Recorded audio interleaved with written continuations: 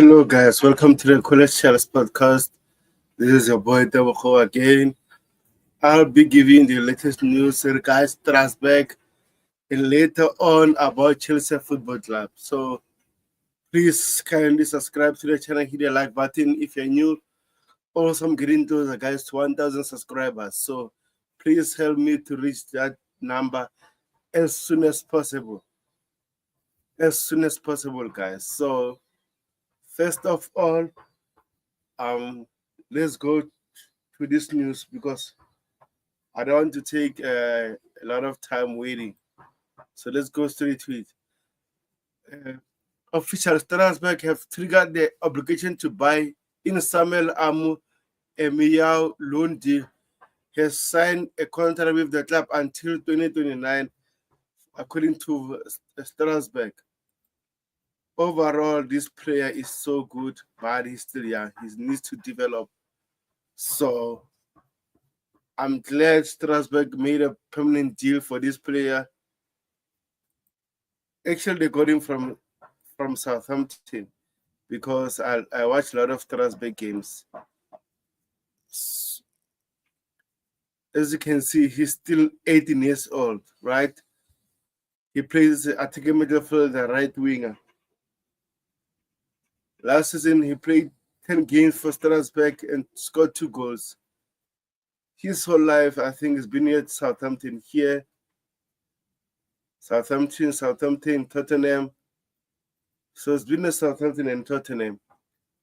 For me personally, I think it's a good signing because he's still young, developing, and Lim Senior always give him enough time. So I'm glad Strasbourg made this deal permanently. Hopefully, he can return all the rewards to the team because we can't send a player for the sake of it. So this is about Samuel Amu. And also Strasbourg have made some signings. So let's go straight to it. And I'm going to go to the profile player by player because it's so very important to know their profile.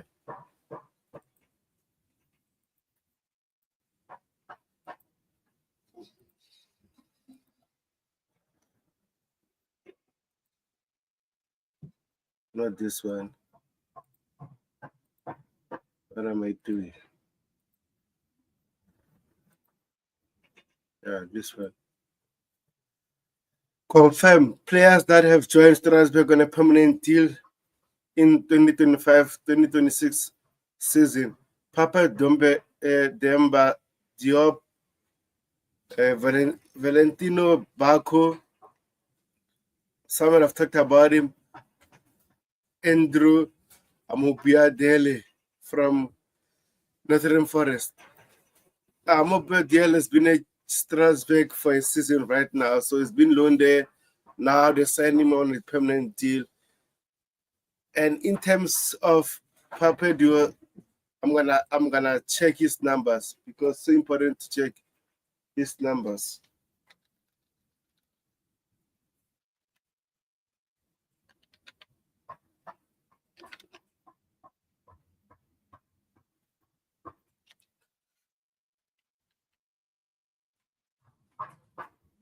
Okay, let me go there.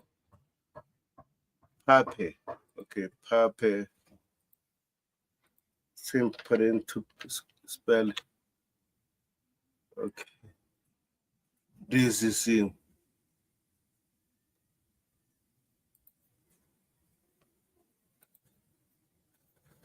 One subscriber away from 950 subscribers, brother. Says happy to see the growth. Thank you very much, bro. Thank you very much. It requires a hard work to maintain a YouTube channel. Even sometimes you have some challenges along the way, but hopefully I can reach there as soon as possible. Now it's June, right? In the end of July, if I get 1,000 subscribers in the end of July, I'll be happy about it. And also I'm doing Chelsea watch along, so those are not haven't seen that, make sure you check that out. And thank you, Marlon. So I'm gonna start with the first player that is a permanent sign to Strasbourg. Pape Demba Diop, right? 21-year-old from Senegal. He's playing as a center midfielder.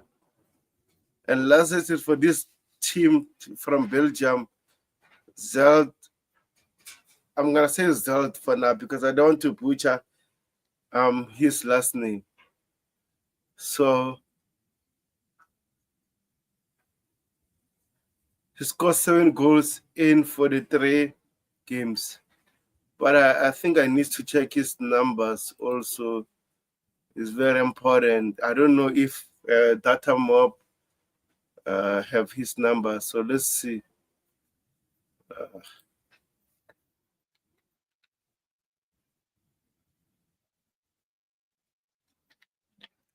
Let me check whether Data already have his numbers. I'm not sure.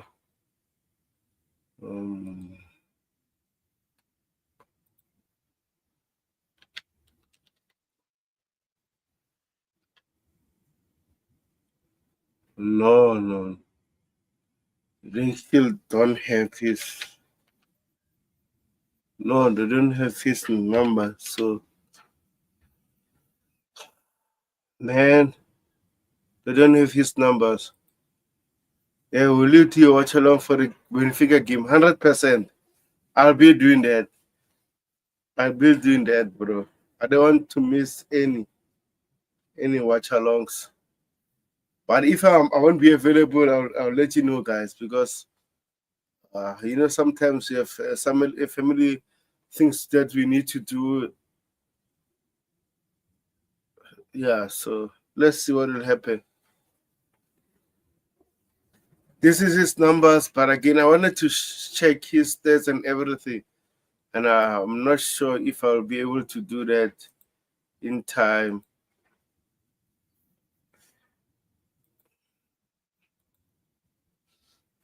Oh,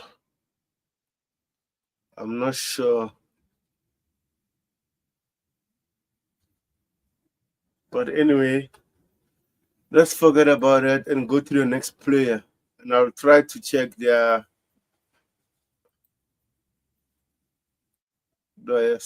stats. Another player is Valentino Bacco.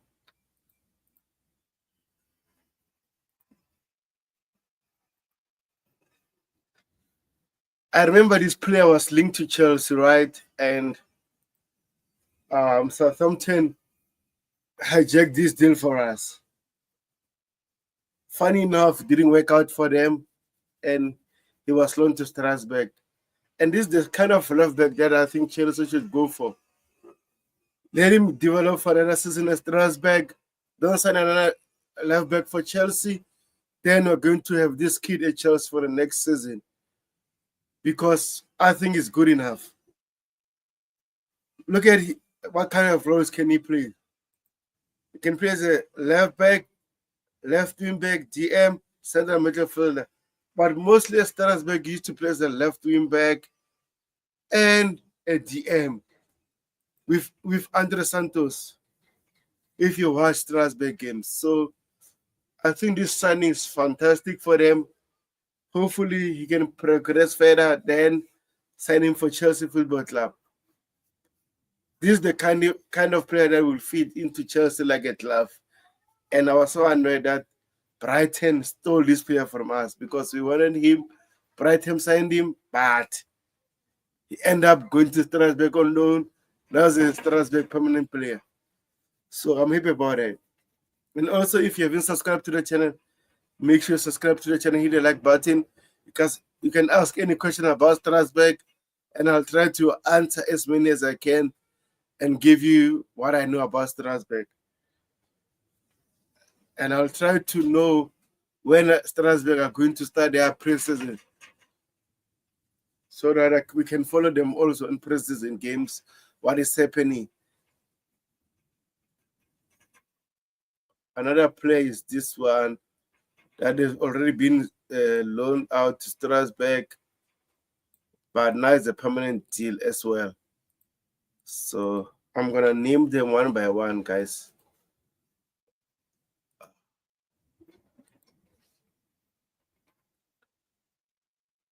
Andrew Amoba Daily, right? He's 23 years old. Makes sense. Plays as a center back. So last season at Strasbourg, he was loaned out from in January, and he played 11 games. I think he got injured along the way, but I'm glad Strasbourg are retaining him.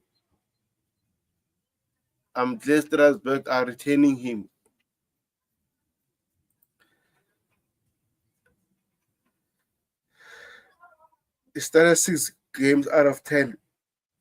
3 yellow cards, 1 red card. And overall, like I said, I'm happy with Strasbourg. Signed him, started in the game, give him another chance. So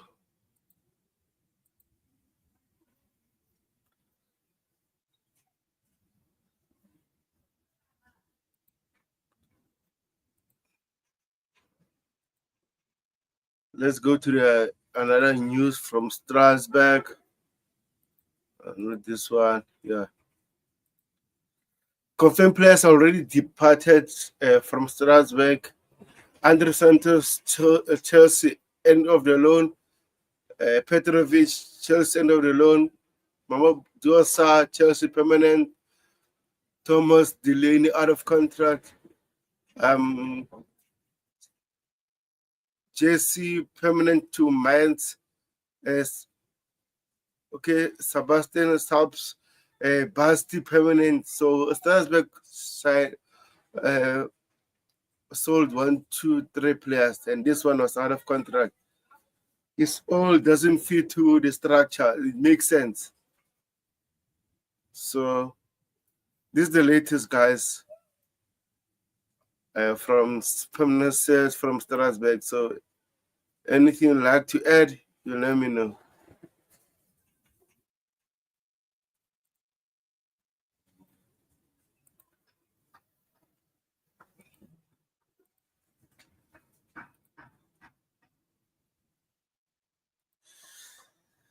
The players that Strasbourg are linked with, and I'm gonna try to check their profile one by one again, so that you can see their numbers and what kind of positions are playing at Strasbourg at the moment.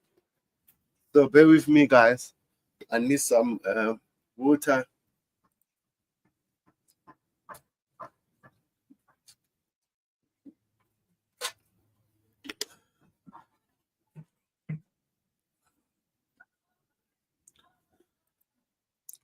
Among those being monitored by Strasbourg for summer, left center back Bright Eddy from Moto Libin. I don't know this club. I think I need to do my research. Lennon Miller from Motherwell, striker Jacques Panicelli from Alvarez, and also forward Matisse Alblain. So let me do this. I think I need to check their profiles.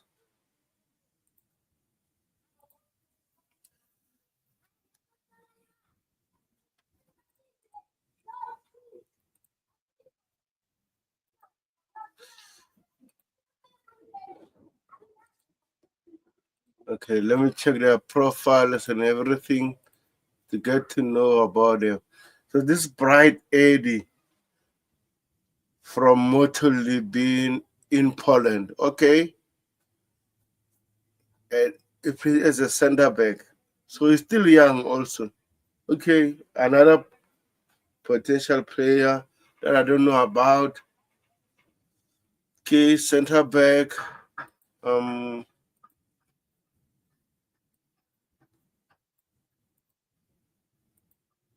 Another player that has been linked with Strasbourg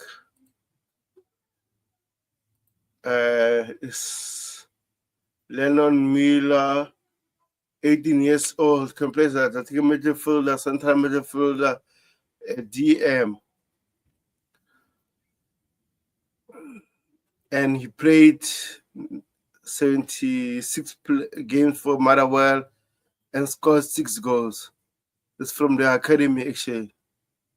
So another young player from Scottish. Okay, I think I need to go to YouTube and check his comms and everything, because it's so important to know the player.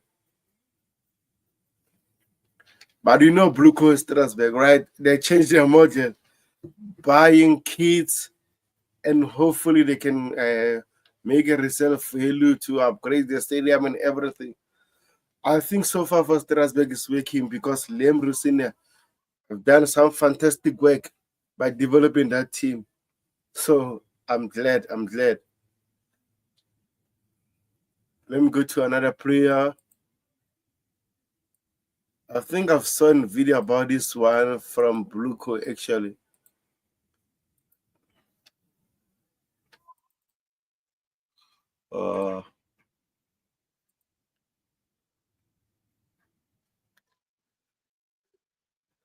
Joaquin Panichili, the Argentinian striker. Aerial duel won 100%, 80% shot attempt. Wow, touches 84%, chances created 80%, defensive action 59. Not bad. Let me check his numbers. Okay, he was on loan, right? And he scored 21 goals in 44 matches. Okay, decent numbers. Decent numbers. I think we should go all out for this player. I know I've recommended some players on my X account, strikers from, I think, Italian striker. I forget his name because I'm not good in any other names, but he's doing good there. And I was hoping Strasbourg might sign him as well, but I think Strasbourg should go all out for this one. So let's see what will happen, guys. The last one is this one.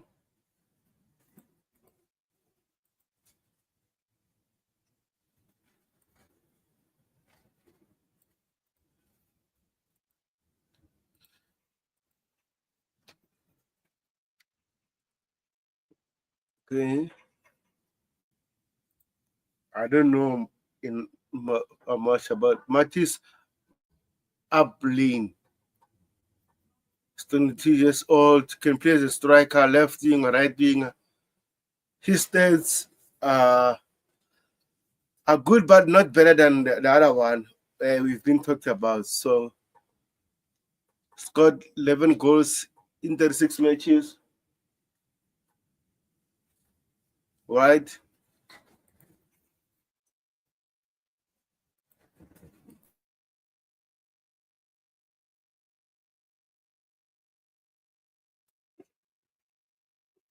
So, which is bad for me?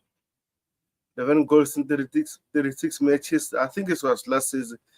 Actually, it's not bad, but compared to the other one I've been talking about, Jacqueline beat this guy with everything shown here. So, like I said, I think Strasbourg should go out for Jacqueline personally. But anyway, let's see what will happen.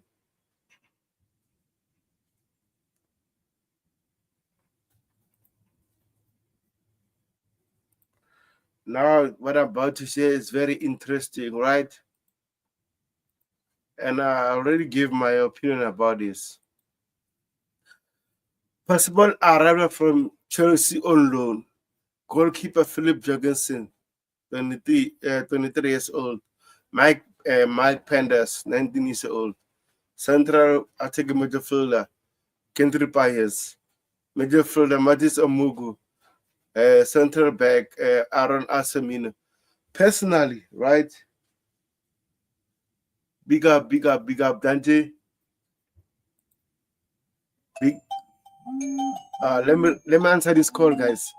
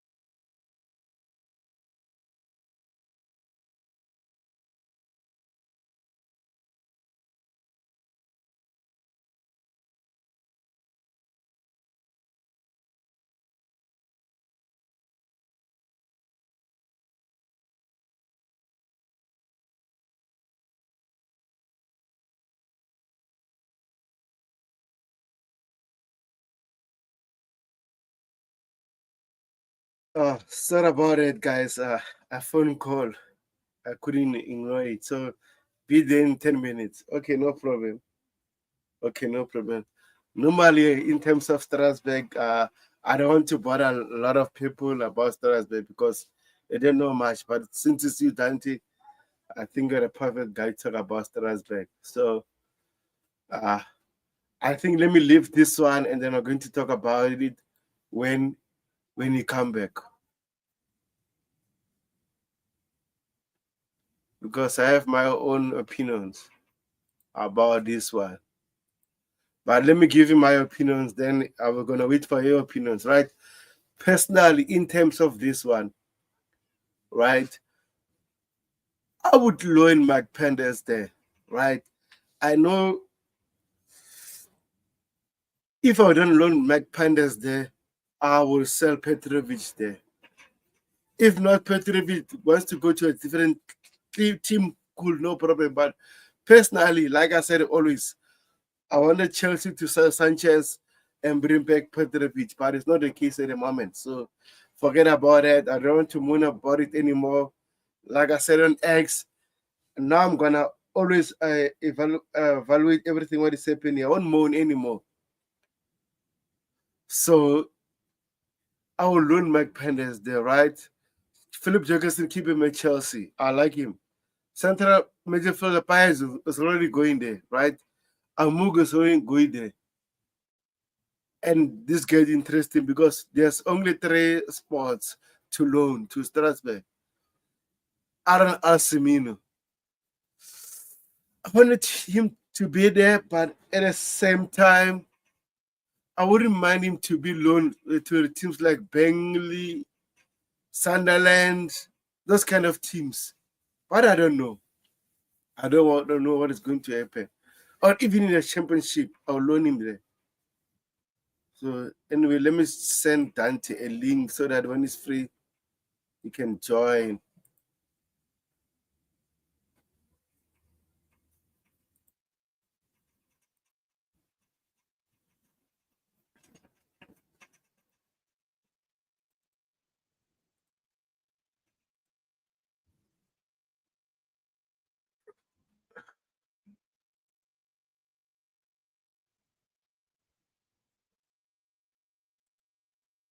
Man, Twitter, what are you doing? Yeah, now I've sent a link. Last time I've sent people a link and the link didn't go through. So, like I said, personally, I would loan Philip Jorgensen there, not Meg Panders there, Kendricks there. Already Matisse Omugu is going there on loan again. But if I was Chelsea, I was smart. I don't know, man. So hard. So hard to tell right now. Big up, Soliman. Big up, bro. Big up, bro. Anything you'd like to ask about Strasbourg, you're most welcome. And also, if you're new, please kindly subscribe to the channel. I'm not sure it's the first time seeing you because I don't see a lot of people here, especially commenting. So I think what will help me is most of you commenting so that I can recognize or memorize your names. I think that will be very helpful. So big up. So let me leave this one to Dante also to give me his opinion.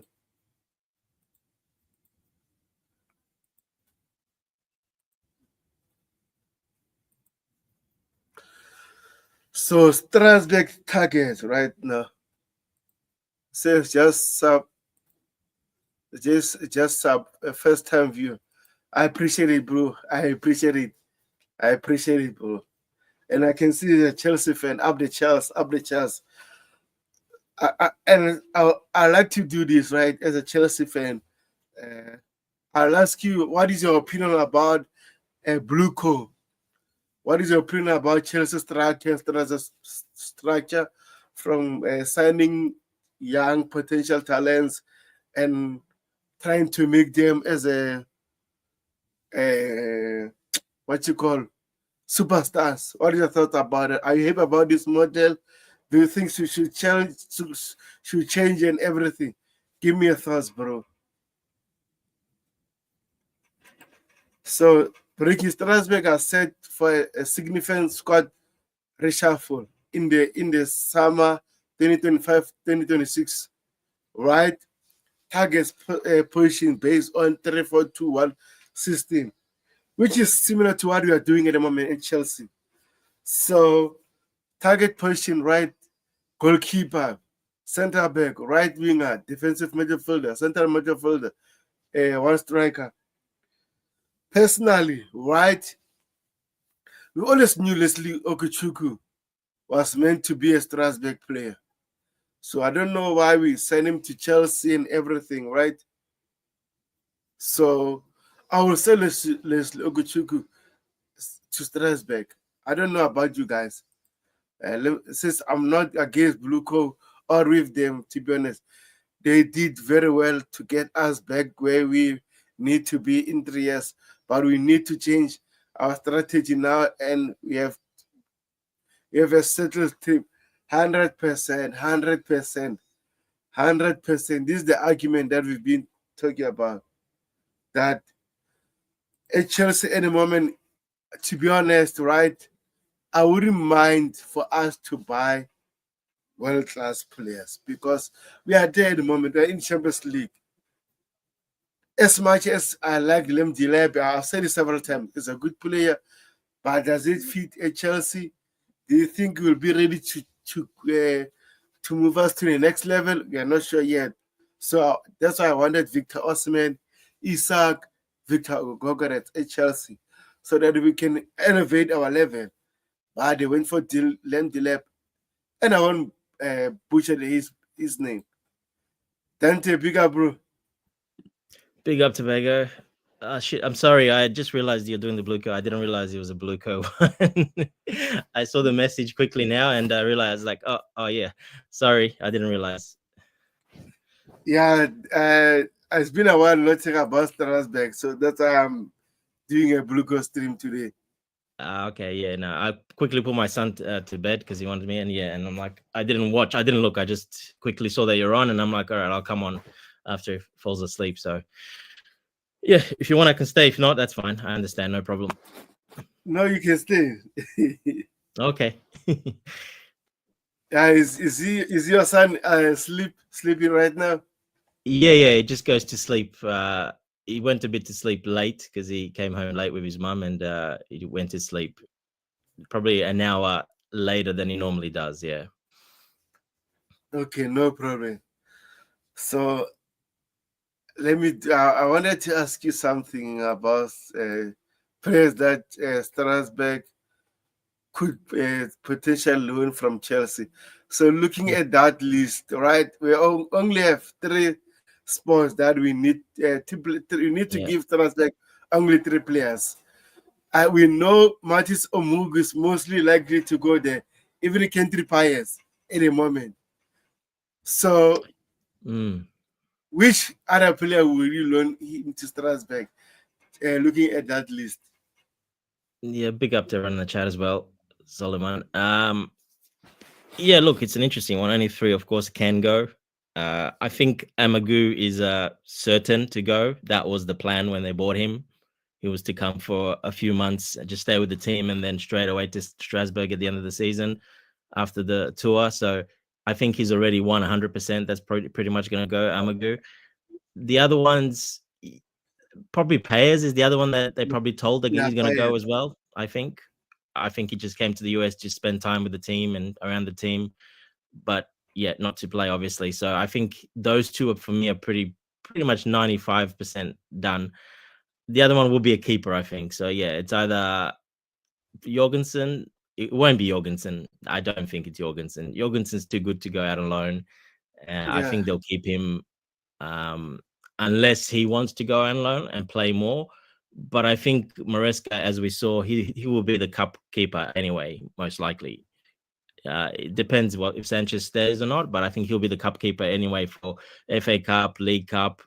You never know. Maybe some Champions League as well. You never know. So we'll wait and see. But yeah, one of the keepers probably definitely needs to go. There's no point staying. We have three keepers. There's no point having three keepers staying that are fighting for one spot. You really only need two keepers to do that, and one really young keeper. Now Penders is very young, but he's too good to stay and not play at all, basically. So I think Yeah, he should be Penders. They need a keeper. Look, they need 100%. They need a keeper, Strasbourg. Yeah, so I think he should be Penders. Yeah, I think Penders, Payers, Amagu. I think it'll be those three. yeah, I agree with you. And then what about Aaron Asimino? Which team would you loan him to? Maybe in the Premier League, Championship. What do you prefer for him? No, not Championship. I don't think he'll go there. I don't think he'll suit that either. Maybe Germany would be good. Maybe Spain would be good. If you can get a Premier League, but I don't think so. It's too hard to get the Premier League. They don't play enough. You saw that, I think, that in the last couple of years, when players go on loan, they don't play as much. The teams now are too competitive and they don't play them. So there's no point, I think, going in the Premier League, to be honest, unless you can get a loan that is a guaranteed, at least 50% of games or something. But that is just not going to happen. You saw with Yeah. Santos last year and that. These teams are too competitive now, and those coaches, they're not going to play those players because they know they're not going to be there anymore. It's just in case of emergency, if there's a lot of injuries or something, then they will play them. Otherwise, they won't really play them. Even Ugochukwu, he really didn't play that much, to be honest. He only played a few games. That's it. That's not enough. So I think he should go somewhere where he can play a lot of games. Yeah, I agree with you, bro. And then Where, I don't know. Maybe they want him to stay with the squad. You never know. But if there is another defender coming in, I don't think there's any point of him staying, to be honest. They need to find a loan for him. Yeah, look, he was injured most of the year, so he couldn't play. He didn't get time play in the youth either because he was injured. So they did take him on the tour, so he is there.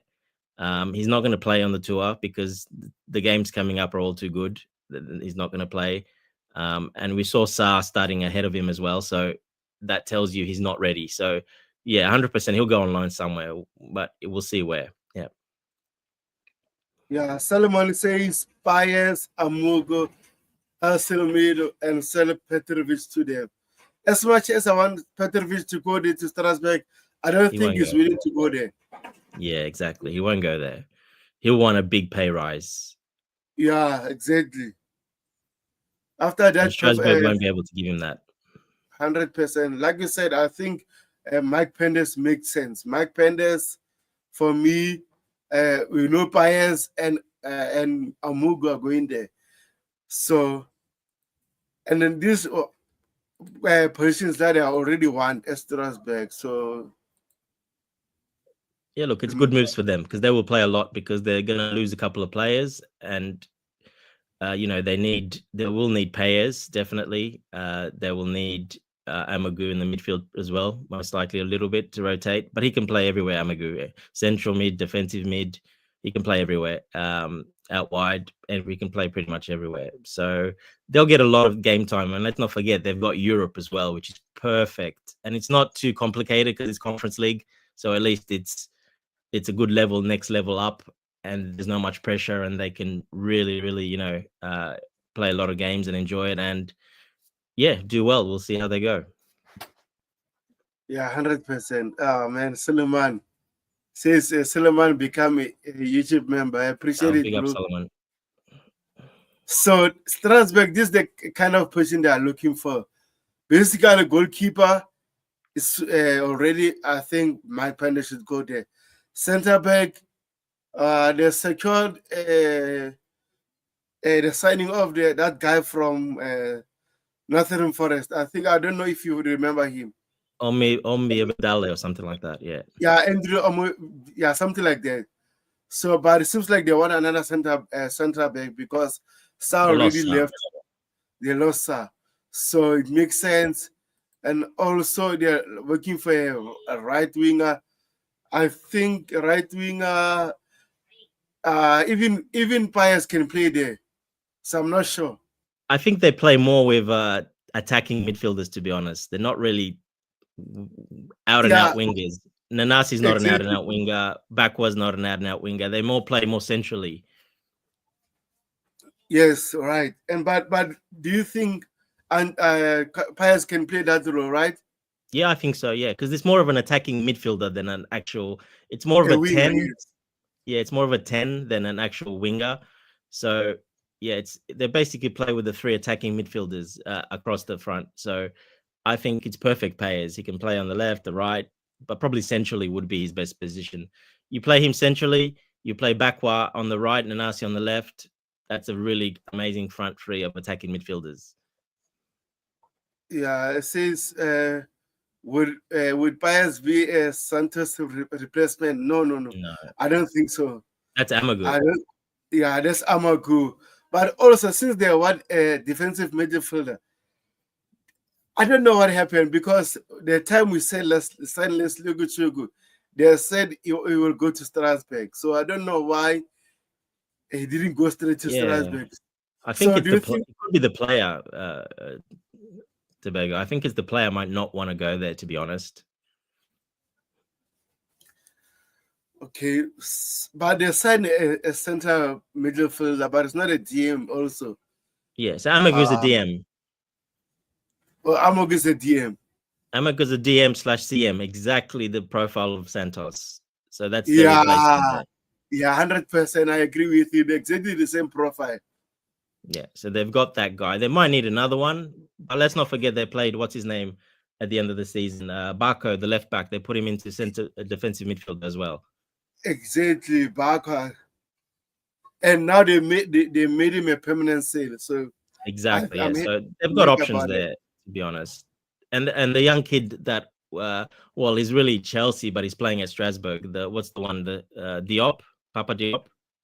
Yeah. Yeah, he's had a year there now. He's probably he should be getting a lot more game time. So I think he should be pushed to play more because really he's a Chelsea signing, but he's at Strasbourg. Yeah. So they'll still have a good team. I'm actually going to watch every game, 100%. I'll probably buy a shirt as well. I'll probably get a shirt because I will be in Europe if I go. I'm not 100% yet. My wife's 100% going. In August I'll be in Europe, and where my wife's some of her family live in Italy. They're right on the border with France, and Strasbourg is probably an hour and a half away drive. So if I do go there, I'll go to the stadium, I'll go check out Strasbourg, and I'll buy a shirt as well. Wow, nice. I think I should buy a Strasbourg t-shirt also because even right now, the shops that I get t-shirts, there's no Strasbourg t-shirt. Already have Chelsea, Arsenal, Man City, those kind of Real Madrid, Inter Milan, but Strasbourg, no. I think I should order maybe online if it's possible. Yeah, you should as well. Yeah, 100% get one as well. Yeah, definitely. I'm getting 100% as well. And it's blue. It's like Chelsea, so it's a nice shirt as well. So it works. Yeah, according to Solomon says Chelsea ownership group remains intent on adding Sporting Lisbon to their multi-club network. Chelsea are still actively interested in Sporting and have made contact with club top brass. What are your thoughts about it? Yeah, perfect. I mean, there's probably not a better perfect club in Benfica Porto as well, but I think most of the youngsters go from Sporting, but they have a really, really good academy, the Sporting Academy. It's well known in the world. So that would be an amazing buy. If we can get that across, well, you can send so many players there on loan. Well, not that many, only 3 of them, but you can sign them for Sporting, aka Chelsea, and for the future. So, and it's perfect, yeah, if they can get that done. But I don't think it would be a majority ownership anyway, because I doubt Actually, I don't want a majority ownership at the moment. After what is happening with Crystal Palace and Lyon, now Lyon are being relegated to the 2nd division due to their financial issues. But before that, that's different, yeah. But before that, right, their owner sold his shares to someone else for around 150 million. So I don't want that at Chelsea. Yeah, I would prefer. It's a good club, but I would prefer a smaller club, not quite that big, to be honest. Sporting is a massive club. I agree with you. Yeah, Sporting is a massive club. It would be great for talent to send there because it's very competitive. They play in Europe every year. It would be really good, but I think it's probably too big of a club unless they're thinking the way you're thinking, Tobago, which is maybe 45% ownership or 40% ownership, and we can still do that, but it's not really Blueco in a way. It's still not a Blueco club. It's still be sporting basically. So yeah, look, we'll wait and Just, see, but yeah, yeah, I prefer there's another club that's going into I think was going Boa Vista or something was going into bankruptcy, I think. So there's an yeah, option. There's an option there as well for another club, yeah. yeah. Like you said, I want that also, like those smaller teams, so that we can like call build something from that smaller team. Look at Strasbourg; they're always fighting for relegation, right? Every season. Yeah. Boom! After Blueco took over, they're now in the Europa League, Conference League. Look at that. Just imagine after one season of takeover, even the Yeah. fans been mourning, Blue Co out. But actually, this signing fantastic young talent to them. Look at that team right at the moment. I don't Yeah, and it's understand those fans. yeah, look, I think they were close to getting Europe 6 years ago or something, but before that, even before that, not very successful, obviously.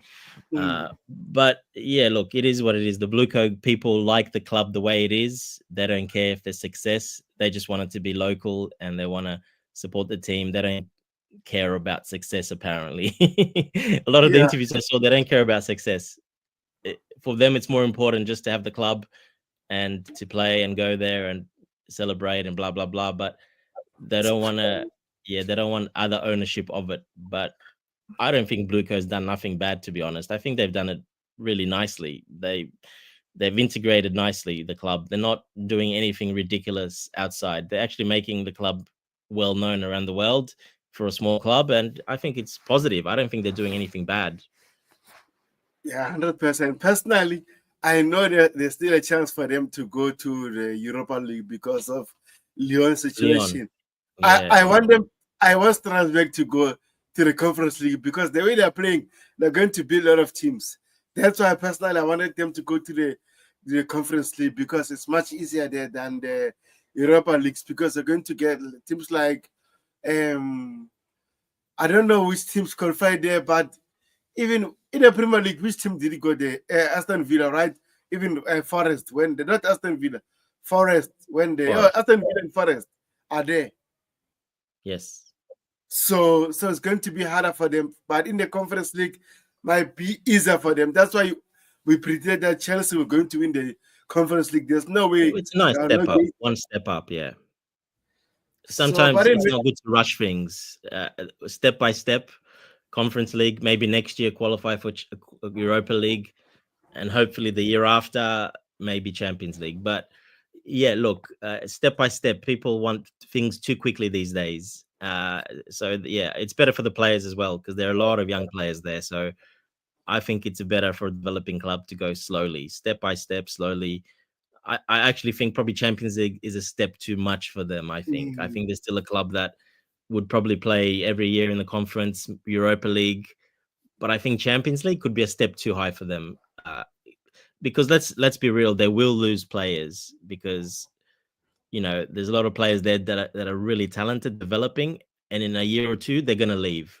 So you're always gonna have a bit of turnover with the club because that's the club they are at the moment, and that's probably what the fans didn't want. That's why they didn't want Blueco because that's what happens. You don't have players that you can cheer every week, see them in the city, talk to them, but then 6 months later they're gone, or a year they're gone because they're too good. That's the complaint that probably comes from a lot of the Strasbourg fans, which is fair enough. But you gotta move past that as well. You gotta evolve and get bigger as well. You can't just stay little all the time. So yeah, it's a bit of both. I understand the fans, yeah, and yeah, it's a bit of both because Strasbourg can sell players, but they won't sell all their players. So that means they're going to keep maybe 7 or 8 of their key players. The yeah, others, if yeah. they want to go, they can go. So it's football, man. It's football, yeah. But before that, see, they weren't. That's the thing. That before that, a lot of players stayed there for years and years. You know what I mean? It's a bit different. That So nothing. yeah, correct. So now it's like, Sar's gone, Andre Santos is gone, Petrovic is gone. Next year, next year probably what's the striker? Emega will be gone next year as well. So To they're gonna Chelsea, have, simply to Chelsea. they're gonna have a lot of changeover, unfortunately, and that's what the fans don't like. But hey, you got to move on and evolve. If you want to get bigger, you have to evolve. You can't just stay there all the time. Yeah, actually, they're being interested to this striker Dante from his team is this one, The Deportivo. Argentine, Yes, Alvarez, and he scored 21 goals in 44 matches last season. yeah, Joaquin Panicelli. Pancelli. I think they should go all out for him personally, because look at these stats even here, right? 77 goals percentage, shot attempt 80%, touches 84, chance created 80, 93% aerial duel won. Wow. Yeah, it's good. He's tall. He's pretty tall as well. So he will be a good replacement for Omega for the next year, 100%. Yeah. So it'll be that exactly this very similar profile, probably better, actually, probably a little bit better. But he's older, isn't he? Is he older? Yeah, he's 22. He's a Yeah, little bit older. 22. He's not that. Yeah, he's not quite that. He's not a 19, 20-year-old. He's pretty much, but his body's grown. He's developed. He's got a bit of strength, a bit of core strength. So, look, he's a very good. I think he's a very good buy if they can get him. Be perfect. His value is only going to go up, and he'll replace Omega perfectly. It's like a good replacement, exactly. Yeah, 100%. I wouldn't mind Strasbourg signing him. It's a fantastic. I think they need another. Well, how many strikers do they have? They've got Omega. Obviously, will still be there. They have Omega, and the other one was injured. Mara? But yeah, Mara also, but Mara's more as a number 10 sort of. Yeah, we can play the attacking midfield role as well. Yeah. So they probably, now that they're playing Europe, they need another striker as well, I think. Yeah. Yeah. 100%. Not this guy though, no. Yeah, no. I don't think this guy will go to Strasbourg. No chance. Yeah, but he's already going to be a big money on big money at what's it called? At his club, Stuttgart. Yeah, now I saw the report say they want 60 million for him. You know why? It's hot at the moment.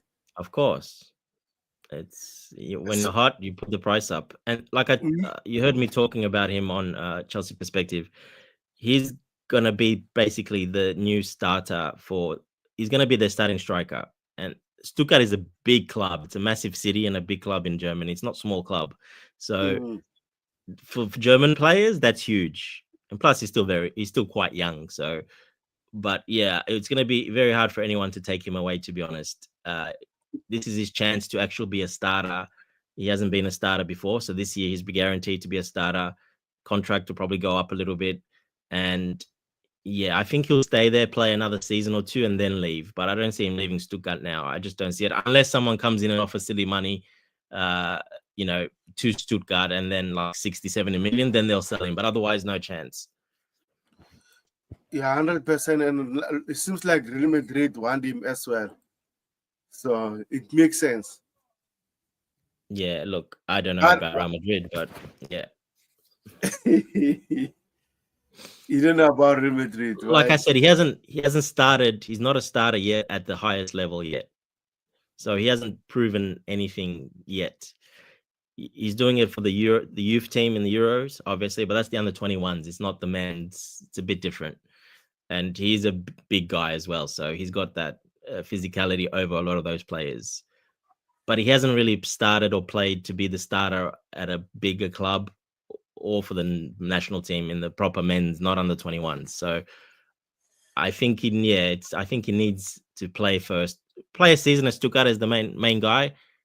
Get the goals, get assist goals, and then do your move. I think that would be smart for the player as well. I'm not just saying it. I think that's what he should do because he hasn't done it yet.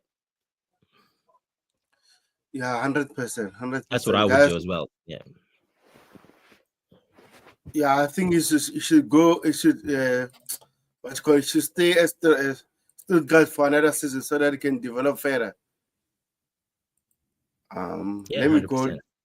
You know this player, Strasbourg have triggered the obligation to buy in Samuel. The 17, 16-year-old he was. 17-year-old. 17, now it's 18. Oh, he's turned 18. Okay, yep. Do you know this player? Yeah. Well, I've seen him at Strasbourg play a few times. He came on a few times, started a few games as well. I remember at the end of the season, watched him play. Yeah, exciting young player. Yeah, it's perfect. That's the type of player that they need to sign. Exactly. The perfect profile players to develop and grow that, 18, 19-year-olds. And yeah, he fits the team perfectly, I think. I think he'll do really well. We'll see how he develops and how he'll play at a higher up level. But he won't be starting. He won't be a starter. So he will be an option, a rotation option.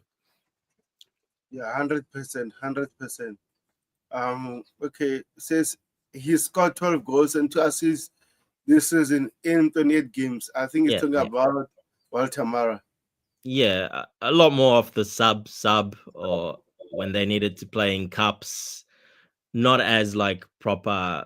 He didn't play a lot as the proper, guy in the Bundesliga games or but yeah, he did play some cup games and a couple of league games as well. But yeah, it's now really the season for him is this season now. They basically promised him that he's going to be the starter. So yeah. Yeah, 100%, 100%. So I think I've talked more about Strasbourg. Now we're going to talk about Chelsea related news. Then that's it, because I'm not seeing anything from Strasbourg anymore. So it's all about Chelsea right They're now. a bit more quiet. Yeah, they're not. Well, they're proper off season now, so all the players' holidays. They're not really. Yeah, there's not much happening. The club behind the scenes working a little bit, but the coach. I think the coach and the president. They're with Chelsea actually. They're in the US touring with Chelsea. So let me read that out actually, because I think I've saw it before going to Chelsea. I've saw that. Yeah, I only saw it earlier today. I saw it. I quickly got online. I'm like, oh, okay, cool. The Strasbourg coach and the president they're touring with Chelsea just to. Yeah, let me put it. I think it's this one. I've started to this one, right? Says exclusive Blueco leaders have invited Strasbourg president Mark Keller and coach Lem Rusina to the United States this Wednesday to spend a few days with Chelsea's sister club. It will also be an opportunity to discuss summer transfer window. That's right. Yeah, that's the one I saw. Yeah. So they're there, to discuss the transfers, be around the team a little bit, probably to see how it is even for the president and the coach. Because they're going to be in Europe as well, so they're probably going to talk about some plans and discuss and see how the club works. In the preseason tour, how a big club works, because they don't really see that. They don't go to Europe or do much tours, to be honest. They don't really go around like other teams. They just stick around the local area, pretty much around those areas there. So yeah, look, good opportunity for them. It just shows you that the club, are keeping an eye on them, and the president could be for the future for Chelsea. The coach could be future for Chelsea as well. So it just shows a bit of love, basically. Yeah, actually, I haven't seen their president matches at the moment. I think the other one I can see right now is the game against Mainz, only Strasbourg. So maybe we can get latest update when time goes on. They're going to gaze on the 9th of August. They're going to play friendly with Mainz. Yeah, local. Like I said, they play around. That's like it's literally a couple of hours away. So they don't go far. They stay around Germany, France, that area, that Italy, because they're all on the border there. So they'll, there's a lot of clubs around that area where the big rivers meet, and I've been there before. That's why I know. And yeah, there's a lot of clubs there, and these clubs, they all sort of play friendlies between each other, but they don't really go on tours like big clubs. Yeah, they don't go overseas. as in bigger clubs do. They don't really go to big tournaments or anything like that. So yeah, they just stick around club friendlies around the area basically. Yeah, 100%. So They could just get on a bus and go, and yeah, they don't have to pay a lot of money for travel, hotels, blah blah. Yeah. this is a very interesting and a good business by Chelsea anyway. Since Chelsea have already recovered the money spent on Liam Delap at the Club World Cup, making 36.5 million by reaching the round of 16. So what are your thoughts about this one? Good business. Well, yeah, we already knew this. They already knew this as well. They're gonna get out of the group. If you get out of the group, you're gonna get that much money. So they already knew that. Basically, that covers the lap and some. So yeah, look, we're still gonna spend. I think we're still gonna spend probably another 2-3 players. A lot more money, obviously. This one was a great price, but because he had the release clause, the relegation release clause, so he had that. Otherwise, I saw a lot of people saying, "Oh, what price he would go for." I think he probably, if he left, I think he wouldn't have gone cheaper. They wouldn't have sold him cheaper than 50 million, in my opinion. No chance. Yeah. If he had a longer contract, there's no way Ipswich would have sold him less than 50 million, maybe even 60 million, to be honest. So you see how clubs are pricing their players this season, and it's more competitive. The clubs are better. They don't really need to sell those players because they're more competitive. There's more money. Hence, they put big. If someone really wants them, well, then you got to overpay, basically.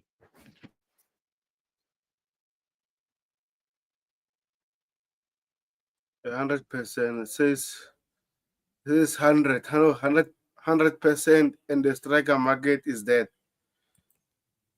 Yeah. And it says all the strikers on the market right now is 50 million upwards. Well, for example, Solanke to Tottenham, how much did it go for? 68 million, 70 million? Yeah, 65 or 60 million, somewhere there. I think if I remember right, 68 million, nearly 70 million anyway. 68 million, 65, whatever. I think that's the price he would have gone for, close to that price. Like Solomon says, there's not many strikers. And yeah, for an English striker, international, he's a really good player. Yeah, look, I think he would have gone double his price, basically, if he didn't have that release clause in his contract. Yeah, so let me check for Tottenham Hotspur, actually, their transfers. Solanke, yeah, 64.3 million. 64, okay. Maybe that's add-ons, yeah, who knows? Yeah. Yeah. But that's a lot of money, yeah. So, yeah, 100% he would have gone for double his price. Easily, he would have gone for 60 million, I think. Yeah, 100%. So, it seems like Jamie Gittings to Chelsea is closer right now. But again, like I said, on X, and I don't want to celebrate until he holds a Chelsea t-shirt, because I remember last summer we got a hit. Here we go for Taylor Adams, right? And Samu Moridian, I think. And Samu, what happened? You never signed for Chelsea. So here we go. It doesn't mean anything anymore until he's officially announced as a Chelsea player. But Gittings seems like it's getting closer. So Fabrizio Mano says Chelsea and Borussia Dortmund have been in talks, in contact again in the recent hours for Jimmy Gittings. The agreement is getting closer as talks continue in the US. So if you sign him, are you happy about this one? Yeah, I really like him, and he fits the profile that we want perfectly. There's not many. There is quite a few wingers out there, but I mean, the prices are all the same. Like I said, is he overpriced? Yeah, he's overpriced, but everyone's overpriced because that's how the market is at the moment. If you want to buy these players, you have to pay a lot extra for them. And him being English as well, it counts as homegrown as well. Well, that's a little bit extra tax on that as well. So plus it's Chelsea. There's Chelsea tax as well there, of course, as usual. But yeah, it'll probably get done. I think Dortmund just being stubborn and Chelsea are just not really caving in, but they will eventually because there's no other choices. To be honest, I think he makes the perfect sense for one of the wingers because there'll probably be a couple of one winger, one attacker that can play winger, and I think he fits the mold perfectly. His dribbling's to 6 or 8, his take-ons, and he's the ideal Maresca touchline winger. Plus, he's a right-footed winger. But let's not forget, he's got a great left foot as well. He can play left, right, but he's basically both feet. He's as good as on both feet, but he's predominantly right because he comes in off the left and shoots with his right a lot. So we don't really have a right-footed winger. So he's perfect for what Maresca wants. So the sporting directors are basically giving him the perfect winger for Maresca. Yeah, 100%. I actually like this player. And then a good thing about this move, this player wants to come to Chelsea. I always wanted players Right. like that. Don't be a second option, or give us say Chelsea is an alternative. No. Let Chelsea be your first priority. So I'm happy about it. Yeah, he's given Yes, the green light. He's, I think, agreed personal terms, 7-year contract. And Bayern, yes. he told Bayern, no, I want Chelsea. I don't want to go to Bayern. So, yeah, he wants to go back home. He did say that. He wants to go back to England. So 100% he wants Chelsea. He knows a lot of the players as well. Let's not forget, he knows a lot of the players there already as well at Chelsea. Through the youth ranks as well, obviously, some Man City links there as well. So he knows everyone pretty well, and he'll fit in like a glove. Like I said, perfect signing. Yeah, he is a little bit overpriced, but when you consider you stretch that over 7 years and his salary is going to be low, it's actually works out pretty good in the end. It's not that honest. Yeah, and also we might sell Leslie, not Leslie, Kanichaka Meka to them. Maybe 20 to 30 millions. That means we're at least getting something from them also. So I think it's a good If they business take him, we'll see. Yeah, but I saw reports, the sporting director or owner talking about keeping Kanichaka Meka.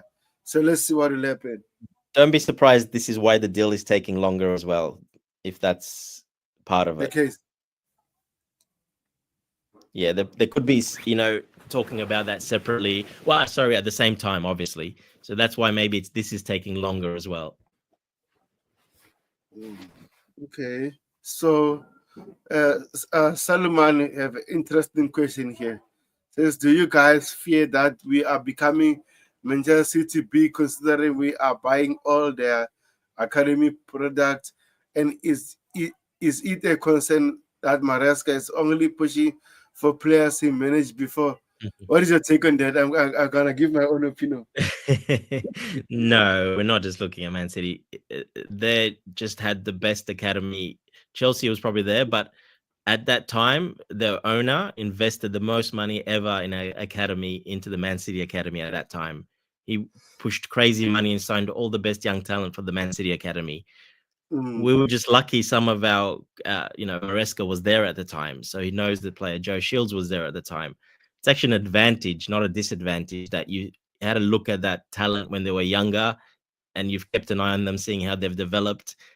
And you basically know what they're going to become because, you put the dots together. So they have already that inside information. It's actually a big bonus. I don't think there's not that many. People are exaggerating. There's not that many Man City players, to be honest. So it's just an exaggeration. And Maresca's not pushing for players he managed before. No, that's not true. He was only there a year, a bit over a year. So he's signing other players as well. That's just, they're just, people are just putting one and one together there, but it's not relatable. But it is an advantage when you do know all the scouting work, all the inside information. Like I said, you see them young, you see them develop, and you know what they're going to become. You know the pathway. So it's actually a big advantage that we had that. And don't diss Man City's academy, because their owner, like I said, invested a lot of money and bought the best young kids in the country, talking about 14, 15-year-olds, 12-year-olds, for that reason. So it's actually an advantage, in my opinion. Yeah, for me, I'll say this, right? Solomon says first. For me, from Brighton players to Manchester City B team, I think it's an improvement because I remember a lot of our fans are complaining that we're signing players from Brighton, Marco Corella. And how did they turn out? Yes, some of the Chelsea fans didn't want Marco Corella. They even wanted him out. Now Yeah. he's one of the best left back in the world right now because Chelsea fans didn't want him. Moses Caicedo, they didn't want him because they wanted to Rice, and Rice went to Arsenal. They were complaining, moaning about it, right? Ravel Sanchez from Brighton. As much as I don't like Ravel Sanchez, I think few games have been decent, but overall, I think we should sell him, get another goalkeeper. But like again, from Brighton to Manchester City, I think it's an improvement. What more do you want as Chelsea fans? Every time we have money, but overall, in terms of the players, Gittings, fantastic player. Lavia, we wanted him before Enzo Maresca was here. Cole Palmer, we signed him before Enzo Maresca was here. Tosin Adarabayoyo wasn't coached by Enzo Maresca. And the reason why we signed him is because of a free agent. And you see how he play. Look at him right now. No more moaning about him, right? Because he's a fantastic player. I don't understand. I think Tobago, stop moaning about the sporting directors. Leave them alone. Stop messaging them every day, telling them. I knew it. That's I put my tweet say I want more until the trophy win the toes because I just want to see what kind of signing that we're going to do. Actually, for me, I think we need. If we get things, I think we need another winger or right winger, a left winger, personally. Because can't be things alone. Nah. Unless we get maybe Rogers, we've been linked with Rogers, but even though the links are not that high at the moment, I wouldn't mind Rogers or even Kudus. I would prefer Kudus also. So let's see what happens. It's still early right now. Let's see after the Club World Cup, the players are going to get their rest. Then the preseason will start. I think from there we're going to see what is going to happen at Chelsea. Exactly. The players they're not really talking to their agents. They're concentrated on, now. So it's going to take a while. When they go on holidays, then they meet up with the agents on holidays, blah, blah. That's when stuff starts happening. Now, because we're in this competition and a lot of the teams are there, nothing more is going to happen. Gittins will get done. I'm pretty much 90% that one will get done. And there will be another one, like you said. Who will that be? We'll wait and see. Rogers would be very good. Kudus will be amazing. West Ham do need to sell. Aston Villa do need to sell because they didn't make it into Champions League. So they have to sell, and so do West Ham have to sell. So we'll wait and see what happens. Those two will be a big upgrade on everything. But yeah, back to the sporting directors. Yeah, I think they've done it actually. If you look at it, if you look back, what they were told to do, let's not forget the ownership got those guys for a reason. They were building this youth prospects and sign these youth players. Like I said, you see them young, you see them developing, you know where the end, what their ceiling is. You already know that because you've got that inside information and you've seen them and you've watched them for many years. So that's why they signed those players from Brighton. That's why they signed these players from Man City, because they know what they're going to become. It's basically a very high success rate that what they will become. And yeah, like you said, Cucurella, probably one of the best left backs in the world, if not the best, maybe top 2, top 3. Caicedo, probably one of the best defensive midfielders in the world. So they've done their job, what they needed to do. What will be interesting, I think, not this year as much. I think the next year after that. I think that is where the next phase comes in, basically, if you want to call it that. The whole plan was not this year. It was for the next year anyway, for us to qualify for the Champions League. I think they're still sticking to their plan. I think they're going to still get some of these young players and let them, the same sort of age profile. But if we're going by Iqbal and what Blueco had said, when this team is ready to compete on all fronts, that's when they will add 2 or 3 superstars. They actually said superstars to the squad to complete the squad, to then try to dominate for a long period of time. So basically when these players, let's not forget they're all 21, 20-year-olds, 22. when they're in their prime, 25, 26, well, that's when they're going to sign really, really, if there's superstars available on the market to add to that. That's what they did with the Dodgers, the LA Dodgers, to the baseball team, basically, as well. So that is the path they're following. That's why I still didn't think this actual transfer window we're going to go for those big names. There's not really anyone available. Maybe one Rodrigo, but that's about it. I don't think there's many available big name superstar signings. And it depends. Some people don't see him as a superstar. So I think that will happen the next summer, not this summer. I think we'll see how we go from the league, how we go in the Champions League, in the cups, blah, blah. And if we take another step or two up and we're up there competing next season and we get, say quarterfinals Champions League, maybe win a cup, FA Cup or whatever, whatever cup, League Cup, well, then I think they will then invest because they've put us in a position to be able to invest as well. We will have that money for next summer to spend on proper expensive players as well. And by then, maybe some of the players that we have are really good, the salaries are going to go up anyway. Their salaries are rising now as we speak. Champions League, they go up 20%. So those salaries all of a sudden start to hit that 200K mark already. And they'll probably, some of the best players will get extensions and they'll probably push up even further. And I think that's when they will strike and then maybe go for some of the big signings, if they're available, of course. It's hard, even if they're available. How can you sign a superstar signing for Chelsea now? Those players will not want to come to Chelsea now because we're not ready. I know we're a big club, but we're not quite ready. You got to sign those superstars like Enzo Fernandez, Caicedo. You got to sign them young like we did 3 years ago. And now, what are they? Now they're basically, I think Enzo's up there close to being a superstar type of player. Caicedo's in that bracket. I think Cucurella defender's a bit different, but if you put him on that level, I think he's up there because, like I said, he's in the top 3 in the world. Probably it's left backs. So for that position, he's a superstar for that position, for the left back. So I think that is the plan, and that's what they said from the beginning. The plan is, and they're sticking to it, and we'll see how it goes. Yeah. Yeah, big up, Ty. And also, but what I'm trying to say is that's when the sporting directors will Blueco and that will have to make a decision. Will these sporting directors be able to get those players for us? But we'll have to wait and see. Yeah, that's why we all have different opinion from the sporting directors. But as much as I like to call them out, I think the structure is from the owners. There's no way sporting directors are going to buy kids all the time.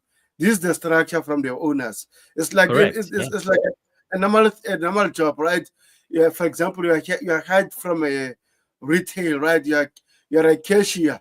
All you need to do is do your cashier job, the job they hired you, Correct. And they'll tell you what to do.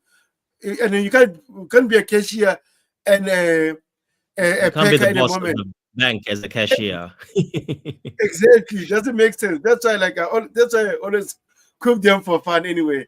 So Vince, it's a bit of fun. Something interesting. Says Champions League money, Club World Cup money, squad 80% complete.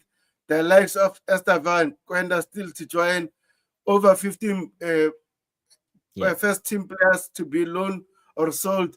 This club is so set for future, sporting wise and financially. Yeah, Vince, I agree. Vince is one of those that actually gets it. He's one of the big accounts that gets it. There's only 2 or 3 of those big accounts that get it. The rest are all hate the owners, hate the coach, only like some of the players they like. But Vince is one of the best, if not the best. I don't agree with everything he says, but he's got the bigger picture. He sees the bigger picture, and he's very good at analyzing things and seeing the way things are. So for what they are. So yeah, he's spot on there. We're set up very well. Look at the top of the PSR. We're set up financially. We're set up with the young players, like I said, turning into superstars.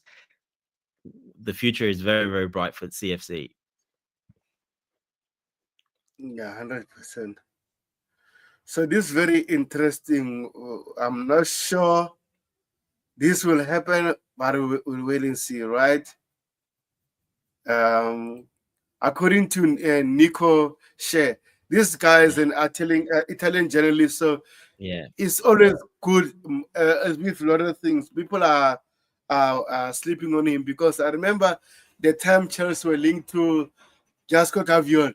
He was the first journalist to say that Chelsea made a 93 million or 90 million offer to Leipzig, right? And most of the people said, oh, it's a lie. Few days later, like some Fabrizio Romano, David Austin said it, that Chelsea are linked to this player. And unfortunately, they rejected their money, but that's on them because they sold him for cheap. I think it's less than 60 to Manchester City. So he said this. He says, Nicolas Jackson is no longer central in Enzo Maresca's plan, and he could leave Chelsea in the summer transfer window. What are your thoughts about this? Do you think Nico will leave? No, and I don't believe that's the case either. How would he know that? First of all, that's that's rubbish because he wouldn't have played. He wouldn't be playing in this tournament. Then he would not be playing. That's not. He started. He came on as well. He probably going to start the next game if it was available. So no, I don't believe that. I think he's still part of Enzo Maresca's plans, and Enzo Maresca said he is. So I'm just taking it from what Maresca saying from his own mouth, not from a journalist in Italy that, like you said, can get stuff right, but he's got stuff wrong in the past as well. So Hmm. he's more good with the local Italian teams. So yeah, I don't believe it, especially when it comes from Italy, because why? What does he know in Italy that I don't see it, to be honest. I don't believe it. Um, if he does leave, it has to be a big offer, and he's got to have to want to leave. I don't see Jackson wanting to leave. I think it's only him and Delap as the strikers. We've got a lot Yeah, of games coming up. He's going to be starting a lot of games. Both of them are going to be starting a lot of games. It'll basically be 50-50 in my opinion. So, no, I don't think he's going anywhere unless the player says something and wants to go. But yeah, why are we even talking about Italian teams? Because no Italian team can afford to buy Nicholas Jackson. Not even close. they are not even close. So, like I said, I want Nicolas Jackson to stay because of Lem Lepici. The reason why Nico is not developing very well because doesn't have a challenge. Right now, he knows Lem Lepici.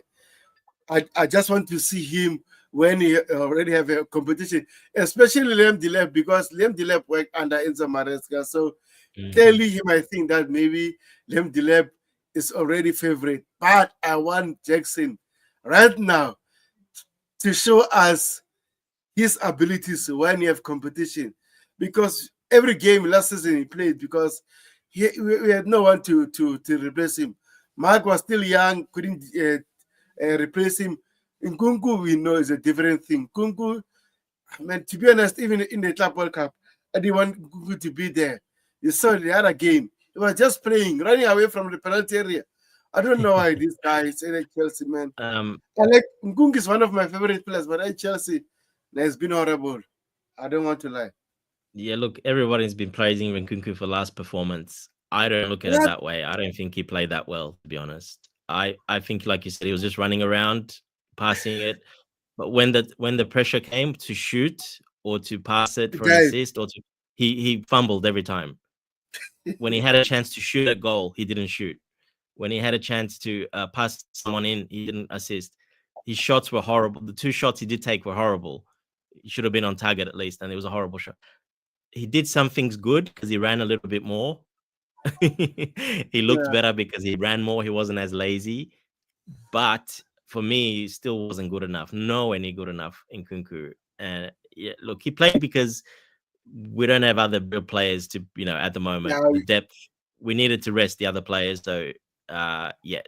And Jackson wasn't available because Jackson was available. Jackson would have played in that game. I can guarantee you Jackson would have played that game. So, yeah, just a bit of rotation because, he's still there. You got to give him praise. He's been a good professional.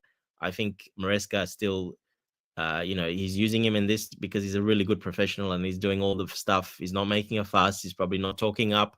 He's not making a fuss. He's training. He's being a professional. Everything off field is perfect. So he probably hasn't said he wants to leave, because if he did that, it would be very different. We know Maresca would have treated him very different if that was the case. So he probably said, no, I'm going to keep fighting, trying. So I think he's an ultimate professional, and Maresca respects that in players. So I think that's why he's on the tour and he's playing. Are they looking in the background, his agent, and start looking for somewhere? Probably are. But in the meantime, he's still part of the squad, and Maresca's treating him like a player part of the squad. He hasn't done anything wrong. Besides not playing well, he hasn't done anything wrong. Yeah, and also we saw the reports from Matt Law says that there might be possible that Nkunku could go to Manchester United, and what's called Garnacho coming to Chelsea. So would you like that if it's possible to happen? Would you take that as a Chelsea fan? If it's actually pretty good, not to be honest, because if Giddens comes, Garnacho comes. I mean, that's two left wingers that with right foot that we need, direct wingers, can play all across the front. Doesn't really matter, but basically they're right footed. So yeah, I think. Look, people hate Garnacho because, he's a Man United player. Once he wears the Chelsea shirt and plays well, people will warm up to him and, some off his family off field, whatever. But people forget he's very, very young. He's extremely young. And at that age, those kids, it's normal to do these things. Yeah, they do those things. I mean, it happens. You can't expect it. Young kids with a lot of money, what do you expect? It's going to happen. Okay, so I think it will work. I think Garnacho will work at Chelsea, to be honest. If they can send Nkunku there, and I think Nkunku will work okay at Man United as well, because they play with a 2 10s behind the striker, basically. So that could work there. Am I scared that Nkunku will blow up there and be amazing? No, I'm not scared at all, to be honest. I think he'll be an okay player to good player for them, but nothing special, to be honest. He's not going to take him to the next level. So if you're doing a straight swap, I would take it, to be honest. I think it's a good. I think Garnacho is a good investment for the future. I think he's very good now, but I think his ceiling is very, very high as well.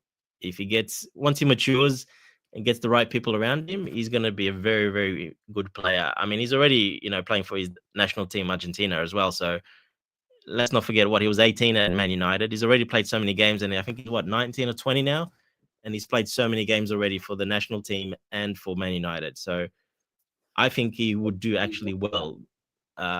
Putting aside the stuff we don't like about him, I think he'll actually do well and fit in with the young players there. And Enzo will put him into place, no problem. Enzo Fernandez, that is, and Maresca.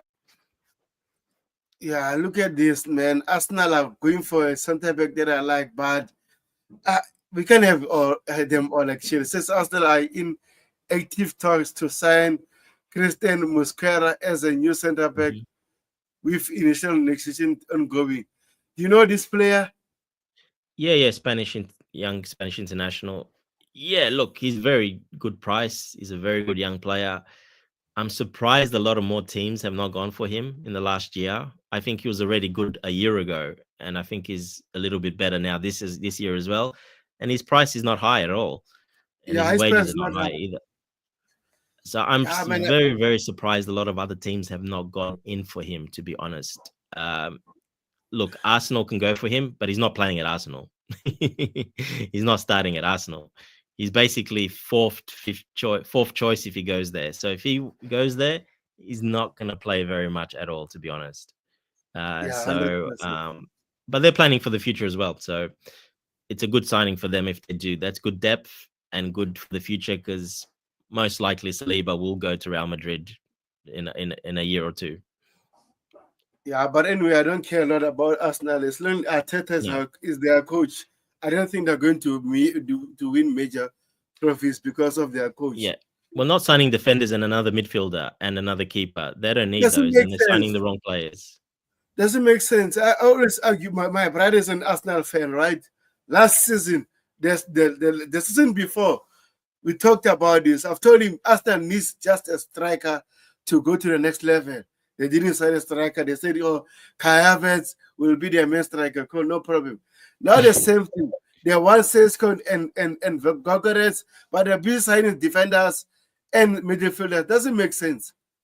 Doesn't make sense. Especially defensive midfielders. They just signed two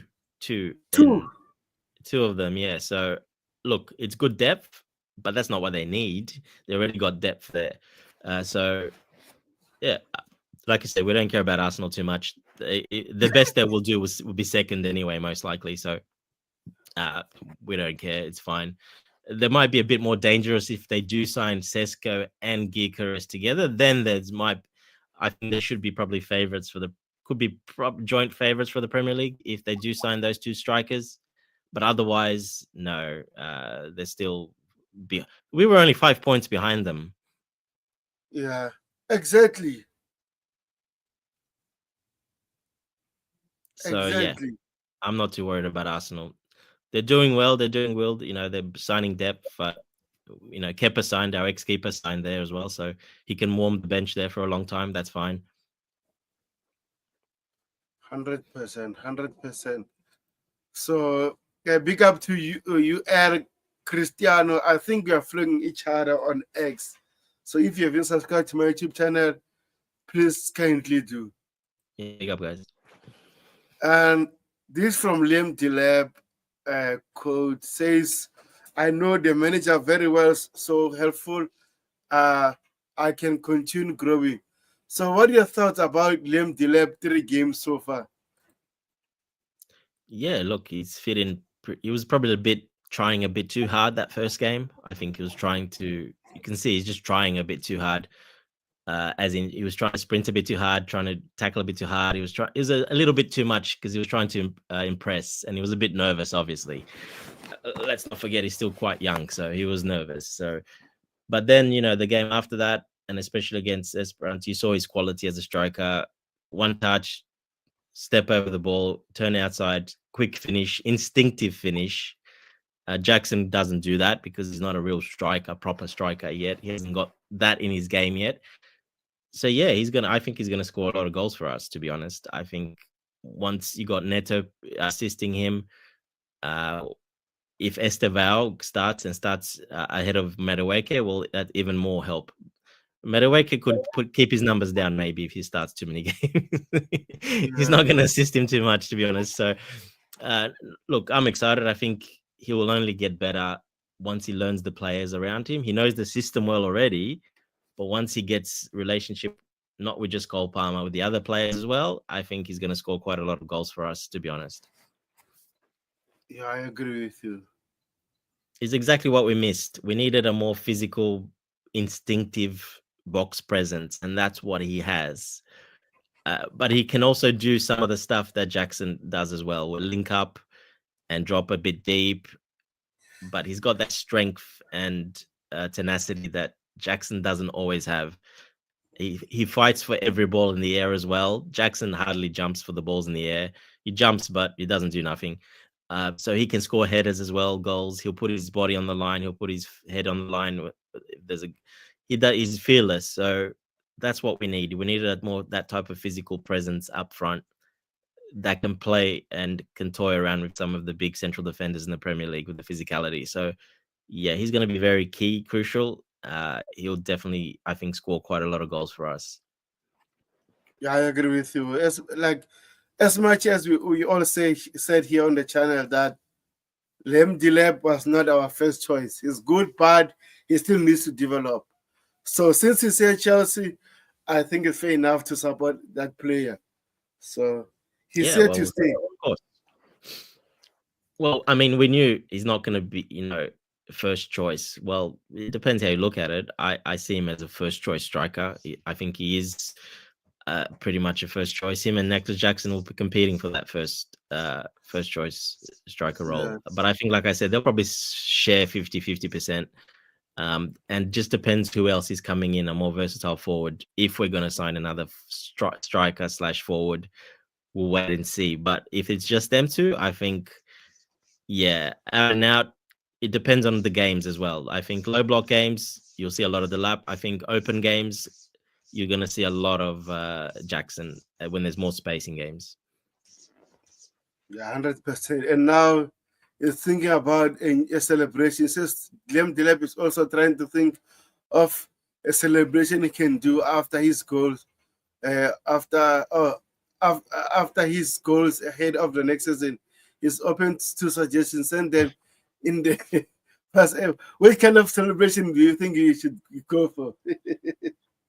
Look, I don't know. So his dad, I remember his dad playing a lot.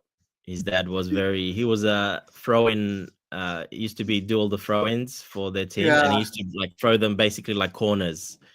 They used to yeah, play that way. That's how far he used to throw the ball in. It was basically like a corner. So you should maybe do that celebration. I think that'll be a good celebration. Just yeah. I do didn't like thought a about throw-in. it. Yeah, do like Yeah, pretend you're throwing the ball in, but in the back of the net, something like that. yeah, or maybe go to celebrate, go to the Side, throwing yeah. spot and say Yeah, and something throw like, the ball like pretend you're throwing the ball in the crowd or something like that. Yeah, like a throw in. I reckon that'll be pretty cool. That's something different we yeah, haven't seen yet. yeah. Someone suggested the Alan Shearer celebration. Do you know it? Which one? Alan Shearer celebration that we haven't seen since him playing. Alan Shearer Yeah, celebration. Do you know it? yeah. I prefer that. I reckon the throw in one will be pretty cool. Yeah, very You can cool run to the one. side, you can run behind. Anywhere you run on the pitch after you score a goal, you can do that celebration, and you're basically throwing the ball in the crowd. That's pretty cool. Yeah, I agree with you. So this report says not about Liam Delep. Sorry about it. Let me check this one. Not Liam Delep. This one, right? Says if the Jamie Gittins deal cannot be done, Alaranjo, Canacho, and Melik Fofana remains on Chelsea winger list. So between these two, which one would you prefer? But I think Gittins are going to get him. Gittins will be done. I'm pretty sure they're still going to probably get another one because we do. If Mudryk if they know stuff about Mudryk, well, we need another one anyway. So if I think the one that's ready now is definitely Garnacho over Fofana at the moment. He's definitely more ready than him. Plays at the higher level. He's played in the Premier League. He plays for his country already. I think he's the player now that would do better for us now. I think would be Garnacho, to be honest. Maybe in the future later on, maybe Fofana. But Fofana is very small. I know he's quick, but he's very, very, very lightweight. Like extremely lightweight. And he hasn't got any strength at all, to be honest. So I think he will really struggle in the Premier League with the physicality in the Premier League, where Garnacho likes it. He plays he loves that part of the game. So for the Premier League, Garnacho over Fofana for me. I would still not say it's a no to Fofana because I think he's a great prospect, but just a bit too small, a bit too lightweight for me for the Premier League at the moment. Yeah, it makes sense. He hasn't got the strength at all, the core strength. If you've seen him, he looks good because he dribbles fast, but as soon as there's a bit of contact on him, that's it. His dribble's finished. And it's not a foul because it's just a little touch. So he can do that in the French league. He's looked better, but even there, he's been, like I said, I've seen him a few times do that. I don't think he's ready now. Maybe if he was like the third choice, like behind Tyreek George. But I probably actually would take Tyreek George now over him as well at the moment because George is quite physical. He's tall. He's taller. He's getting stronger. Malik Fofana is very raw still. He's only got the dribbling, really good at dribbling, but the rest of the stuff he's very, very raw at. And for the price they would want, he would be a signing. Malik Fofana would have been a good signing for Fofana when we started 3 years ago, not now. That's what I'm trying to say, especially when we got Estevao, Quenda coming in. They're suited to the Premier League because they're, especially Quenda, he's strong he's got a strong physique, strong core, very suited. Malik Fofana, very short, very lightweight, very easy to just a little nudge and his dribbling's gone. And that's what happens in the Premier League. They play more body to body. You're not going to get that space you're getting in the French league. It's completely different. The pressure is different. The pressing is different. Basically, you don't have that space to do what he does in the Premier League. If he goes to Spain, Malik Fofana, I think that'll suit him really well. Italy will suit him well, but not the Premier League. Not now. Not at this age. Not the way his physique is at the moment. That's just my personal opinion. Yeah. Yeah, I think we all have different opinions. Have you seen how Bentley announce their players? It's so funny, man. You always see their admin announcing their players. It's like they Burnley. created, yeah, Bentley. You can go and No, I watch haven't them. seen. I know. You have to watch. Oh man, that is so unique all the time when they announce their players. Oh man, it's so fun to watch. I'll check it out. Yeah. Yeah. So anyway, I don't think we have anything to talk about. We covered a lot of things from Strasbourg. Well, what are Now you to bring about these two? Which one would you have now? Personally, I will take Garnacho because of the Premier League experience. I think signing a player that didn't play in the Premier League sometimes is kind of risky, but if it works very well, it's good. But Garnacho, I think, is a good player. But at Manchester United, he's fired up, man. He's so angry at the moment. You can see right now. Yeah. He did so many good things for Manchester United. And like he complained in the final, he didn't play in the final, which doesn't make sense, right? How can you play Mason Mount, who was injured all the time, in the final? Doesn't make sense. Because he was already on his way. The manager didn't like him. He didn't like the manager. The system is different as well. Yeah. It doesn't really accommodate wingers, to be honest. So it's more 10s behind. He's not a 10. Yeah, look, it is what it is. If he will move. He'll definitely move. I think. I think he's definitely either on loan or someone buys him. Not what they're asking for, that's for sure. But yeah, he'll either 100%. He won't be at Man United next season. There's no chance he's there. If for depth, I would take him for depth 100%. I think he would do pretty well at Chelsea the way he plays as a winger in our system. He's done it at Man United. Like I said, he's already an international for the Argentina team, the full Argentinian team, and he's played games there, quite a lot of games already as well. So I think, yeah, I would definitely choose him over Fofana. Fofana, I like his dribbling, like I said, but he's got no core strength at all. If he's had the physique of, say, Eden Hazard, low to the ground, big legs, solid core, yes, okay. But he does not have that. He does not have any core strength at all. He's very, very weak. So you'll get eaten up. He'll get eaten up in the Premier League if he comes. Like I said, I would take Tariq George over Malik Fofana right now in the Premier League.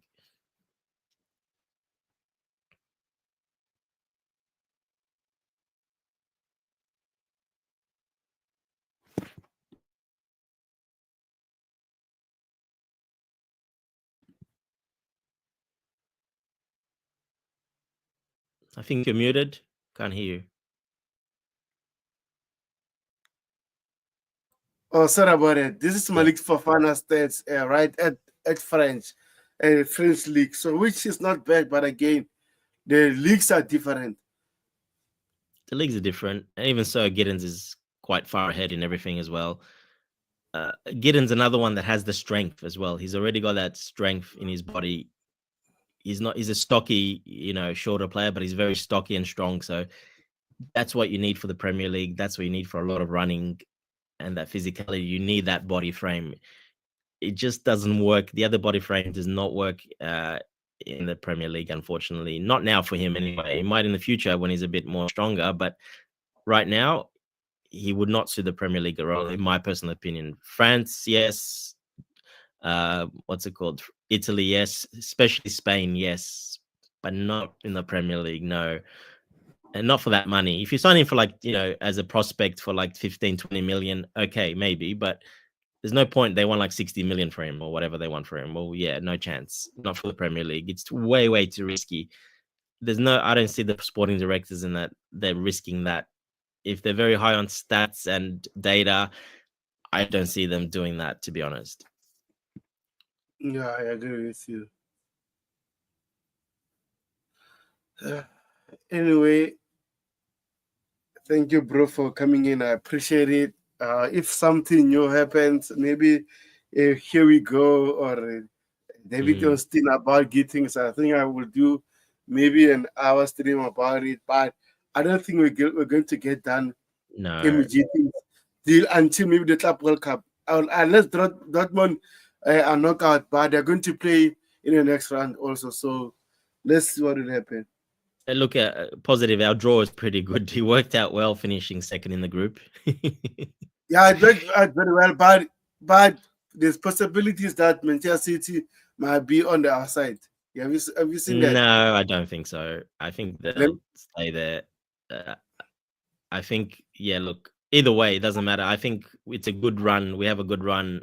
I think we can pretty much get to at least the semi-final we should be aiming for, to be honest. If we can get to the semi-final, well, then I think that's a good job. If we can get to the final, that's amazing. But I think, at least the semi-final for me, that's sort of my expectation.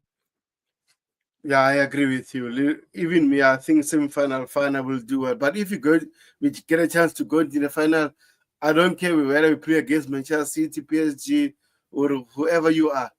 We need to win that final because if you're in the final, you're in the final to win it. So let's see what will happen. Course. Yeah, of course. I mean, it depends how you lose it, to be honest. If it's close, very close, well, then you can accept it.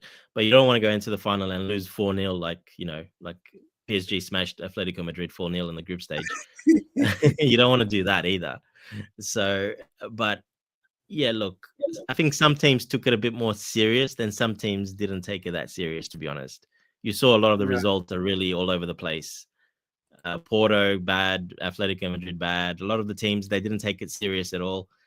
I think it was a bit too much for them. So the conditions, etc., the playing. So yeah, we'll wait and see. But I think, I'm pretty happy with the draw. I think it's good. I think, look, none of the games will be, Benfica won't be easy. None of the games will be easy, but I think we should be able to get at least to the semi-final, if not the final. If the draw stays the way it is, well, I think there's a very good chance we can get to the final. Yeah, I agree with you. So, and that's a lot of money. Let's not forget, that's a lot of money just getting to the semi-final or even the final. That's a lot of money. So it's actually very good. Yeah, very good. I think. And one thing, I'm glad that Enzo Maresca he made 8 changes, if I'm not mistaken. Yeah, for he did. that game. And it actually worked well for us. Worked well because, the team we were playing against as well. That's why he made those changes. Yeah. So, we were always going to wear them down. And I knew by the end of the first half, those type of teams, their fitness levels are not quite as high as some of the more elite teams. So they were always going to struggle a little bit at the end of first half, second half. And that's pretty much what happened. It was pretty comfortable, to be honest. It wasn't bad. It was a pretty comfortable game. So, and that's exactly what it was. Nice goal, great goal from the lap. George came on, played well. Andre Santos got his debut finally, so the Chelsea fans don't complain anymore. Sarr got his debut. A couple of debuts as well. So it was a good all-round day for Chelsea. Yeah, I think this is the strongest lineup to win against Benfica. Even though we don't have a natural right winger, that's why I'm still annoyed that we couldn't get a one. But it's okay. Okay, let me answer this call, bro. I'll go for it. Yeah, I'll talk about it in the meantime. Well, the lap 100% has to start. Obviously, Jackson's suspension. Enzo Palma will be playing there. Basically, Neto will 100% play. Madueke, will he play there? We'll wait and see if he plays or not. Again, he was a little bit better, but still a lot of the decision making wasn't there. Maybe move him to the right. I might move Madueke to the right, to be honest, and maybe put Neto on the left. Maybe try that. Midfield, Corella will play, obviously. Caicedo, I think James will be back in unless he's still sick, because I know I think he picked up some illness, a flu or something. So hopefully he's all right. He should be all right by then. And Levi will come in. I think Tossen's an interesting one if he plays in that game.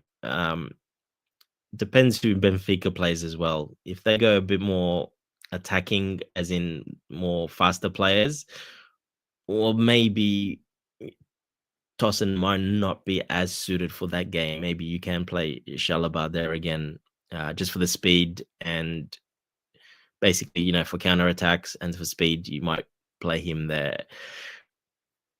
But yeah, most likely this will be the team. That's the only one I can see really. Yeah, Tosin, Shalaba, those two maybe getting mixed around. That's the only real change I can see, to be honest. Everyone else will play exactly as there. Yeah, we'll see what formation Maresca goes for, but I think he'll probably go for this game. I think he did his little experiment a little bit in the group stages for those last couple of games, and I think he's going to go back to his proper formation that we had in the Premier League against Benfica. So I think we'll definitely go back to that. Yeah. James will definitely stay at right centre back. He will not play in the midfield. I think he will stay there for Benfica. And basically, yeah, what you have there, yeah. Like I said, the only one Tosin might be the only one sort of maybe a little bit different if he plays or not. But otherwise, yeah, it's pretty much spot on. Yeah, I would probably move Madueke from the left, to be honest. Might put him back to the right. I would not play him, but there's no one really else to play, unfortunately. So yeah, I think that's pretty much spot on. Tebega, yeah, he's pretty much got a spot on that. That's probably our strongest lineup at the moment. Yeah, I've said about it. Actually, I think this lineup is strong for us to beat Benfica. Yeah, this is probably our strongest lineup, to be honest. Like I said, minus Madueke, the rest. Yeah, or you know what I prefer sometimes, even though we don't normally do it, right? Personally, I'll do this, right? Exactly. Yes, that's what I was going to say as well. Yes, I would actually overload Cucurella better. I think Cucurella will do better over there and play another midfielder because Benfica will flood the midfield. They've got those they've got the defensive midfielders that are a bit stronger there. So I would do this as well. In possession like this, out of possession, obviously Cucurella goes back. Yeah. Something like it makes that. sense. Yeah. It makes sense. Why? Because Benfica will keep the game tight as well. Madueke won't be as effective, to be honest, but he will be effective if he comes on when if it opens up. If we're 1-0 up and they need to attack the second half, then the game opens up. Well, then you bring Madueke on when there's a lot of space. I think would be better, to be honest. Otherwise, all I can see Madueke doing on the left-hand side is cutting back, shooting into the defender, or putting his head down and crossing the ball to no one, and just wasting possession and every play, basically. Even that's what he did against Esperance. They weren't that good, but he did okay because he can dribble around a couple of them because they weren't that fast. But when he had to actually pass the ball or shoot, again, he didn't do nothing what he needed to do, Madueke, in my opinion. So, yeah. Yeah, I agree with you. I think I would add another midfielder. Lavia, I think, should definitely start because the way they play with they've basically got two players like that in there as well. They've got their own Caicedo and Lavia basically in that midfield central area. So I would play Lavia there to hold possession. Obviously, you can then leave Caicedo to be a bit more like a more of a central midfield role, a bit more of a free role to roam around that circle. And Lavia will always sit back. So I think that will suit more against Benfica, to be honest. Yeah, 100%, 100%. And remember the other game we played against Flamingo, right? I think we played something like this, if I'm not mistaken. Something like this. It was a different system. Yeah, we played. Yeah, no, Tosin was right back, and James was a midfielder. Something like this. Yeah, it was James instead of Lavia. Yes, but like I'm just putting the structure. Yeah. I think the structure was something like this. Yeah, no, it was more of a look. He experimented. He wanted to try something new. He didn't work. Well, he worked actually pretty well for 60 minutes. but Yeah, then for 60 minutes. it worked. But then the red card changed it all. Once, if you play that type of formation, if you get a red card, it's very hard to recover from that. And like I said, the pitch was horrible. The weather wasn't good. It was very hot and not conditions that we like very much. The pitch was very, very bad. It was a horrible pitch. And yeah, they played better to the conditions. Flamengo were a bit hungrier. They used to those conditions and they took, congratulations to them. They took their chance. Um, but yeah, this game won't be nowhere near like that. We're going to play definitely our normal formation. And yeah, I think you'll see what we had there before. We're not going to try this new formation again. He might try this in the last couple of games of the off season when we're playing against we were playing Milan and someone else. I can't remember who we were playing. He might try some more stuff there, but for now, no. I think he's going to go back in these games. He's going to go back to the usual formation that we've seen all year.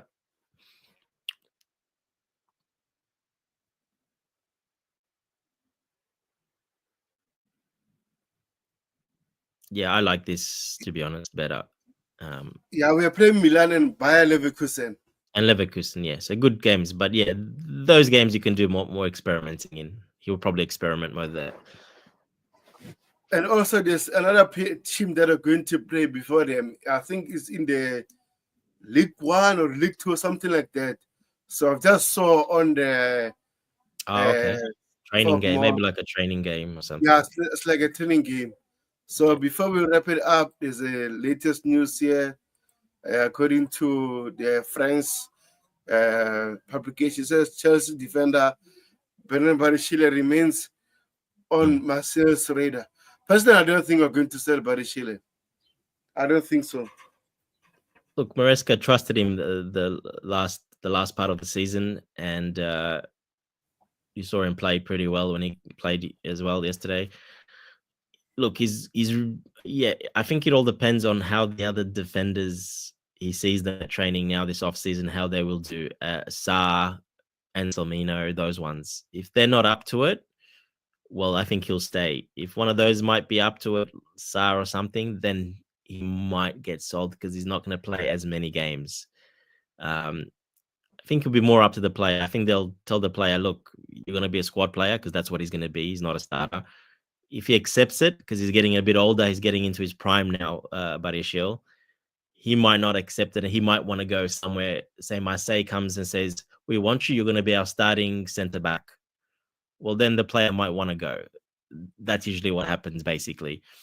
So, and it's back to France. And obviously he knows the league well. They will suit him very well. So it could be, look, I don't mind. I think I've seen enough of Badiashile. I'm okay to sell him, to be honest. I think this is his ceiling. I don't think he's going to get better, to be honest. I think this is what you see now is what you have with Badiashile. I think, like I said, he's basically in his prime now.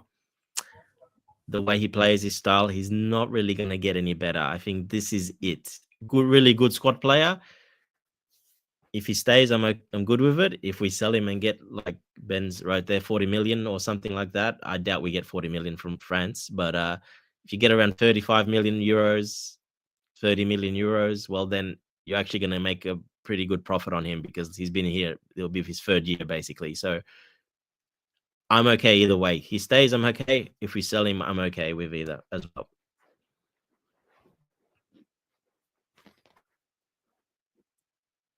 You're muted again. Sorry, we can't hear you. Oh, sorry about it. Like you said, I don't think he will go personally. But again, if he goes, I'm happy. If he stays, I'm happy. So exactly. I won't moan about it or complain about it. So exactly, yeah, he'll make still a really good squad player. 100%. So anyway, Dante, I appreciate it, bro, for coming in. Hopefully, we can do another stream. Maybe I don't know when because the game we're playing on Saturday, right? Against Benfica. Yeah, Saturday for you, Sunday morning for me. Yeah. Let me just check quickly. I haven't been on with coach either because he had different. He's all over the place with the timing now with his shows, and I haven't been on the last couple of ones. Plus, my mother-in-law, she lives with us. She's gone overseas for 3 months now, so going to be looking a lot more after the sun as well during the day. So yeah, I'm going to be a little bit busier as well. Yeah, the game is on Saturday. I just checked. It's going to be 9 p.m. UK time. I know my time will be 10 p.m., but UK time will be 9 p.m. 9 Mine p.m. is 6 a.m. Sunday. Oh my gosh.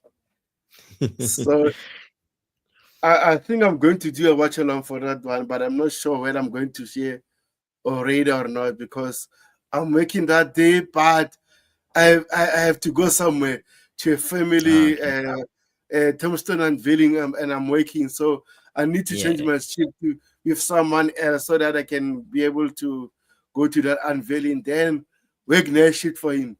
So I'll see what will happen.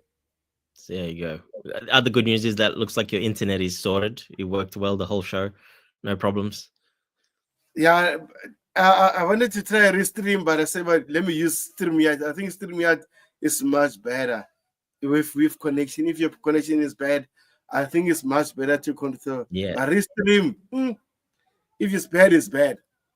Yeah, it uses more data. It's a bit more. There's a lot of more functions on there, but it loses a lot more data. So this is probably the best to use. I think, like you say, more simple.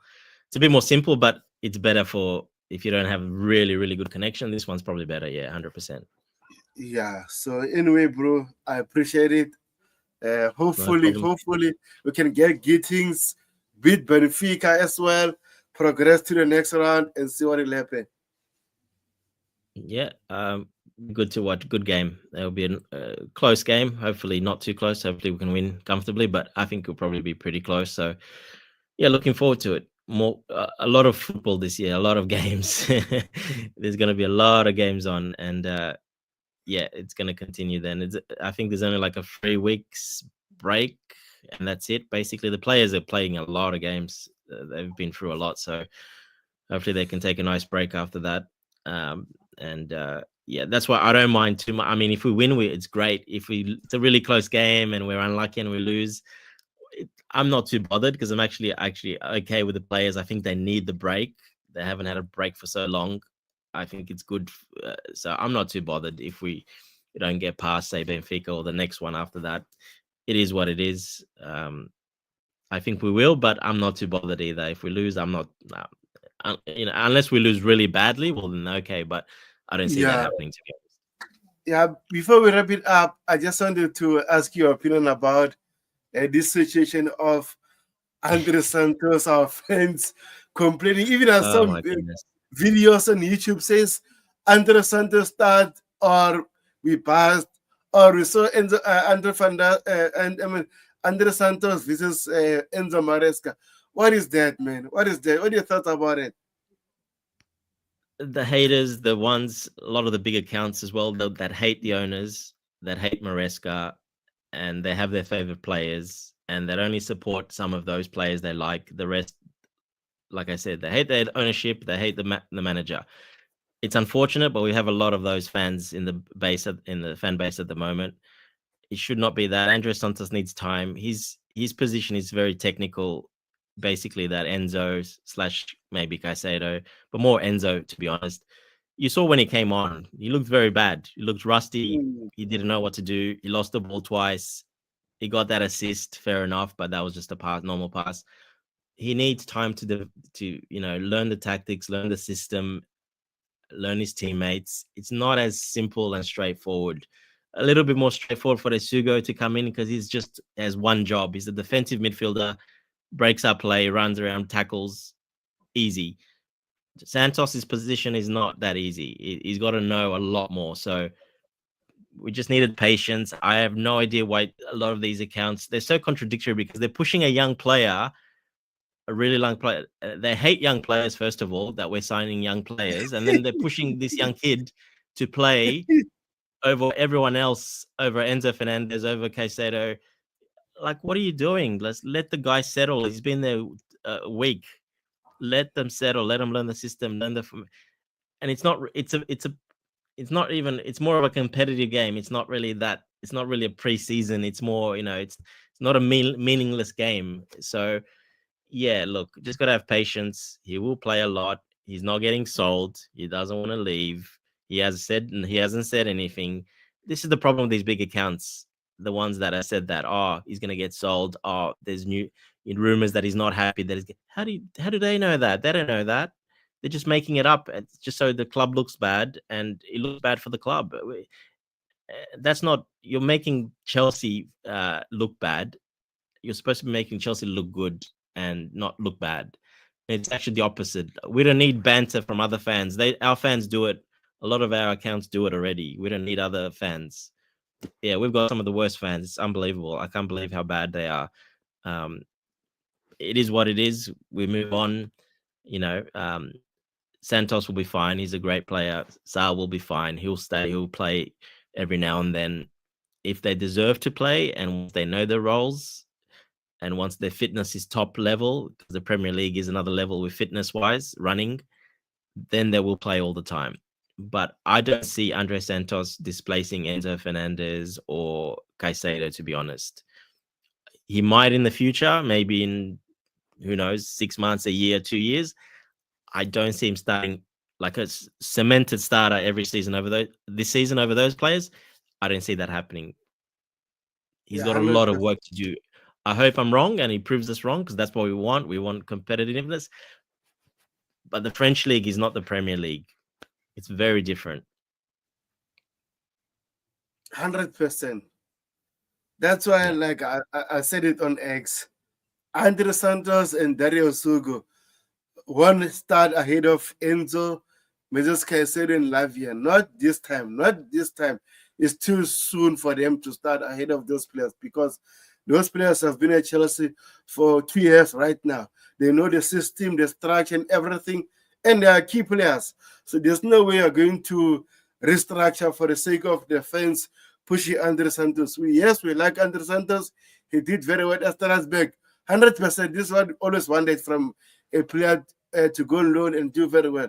But to be a regular starter at Chelsea ahead of those players, it won't happen anytime soon. So I think our fans should chill, let the coach do his job, and that's it.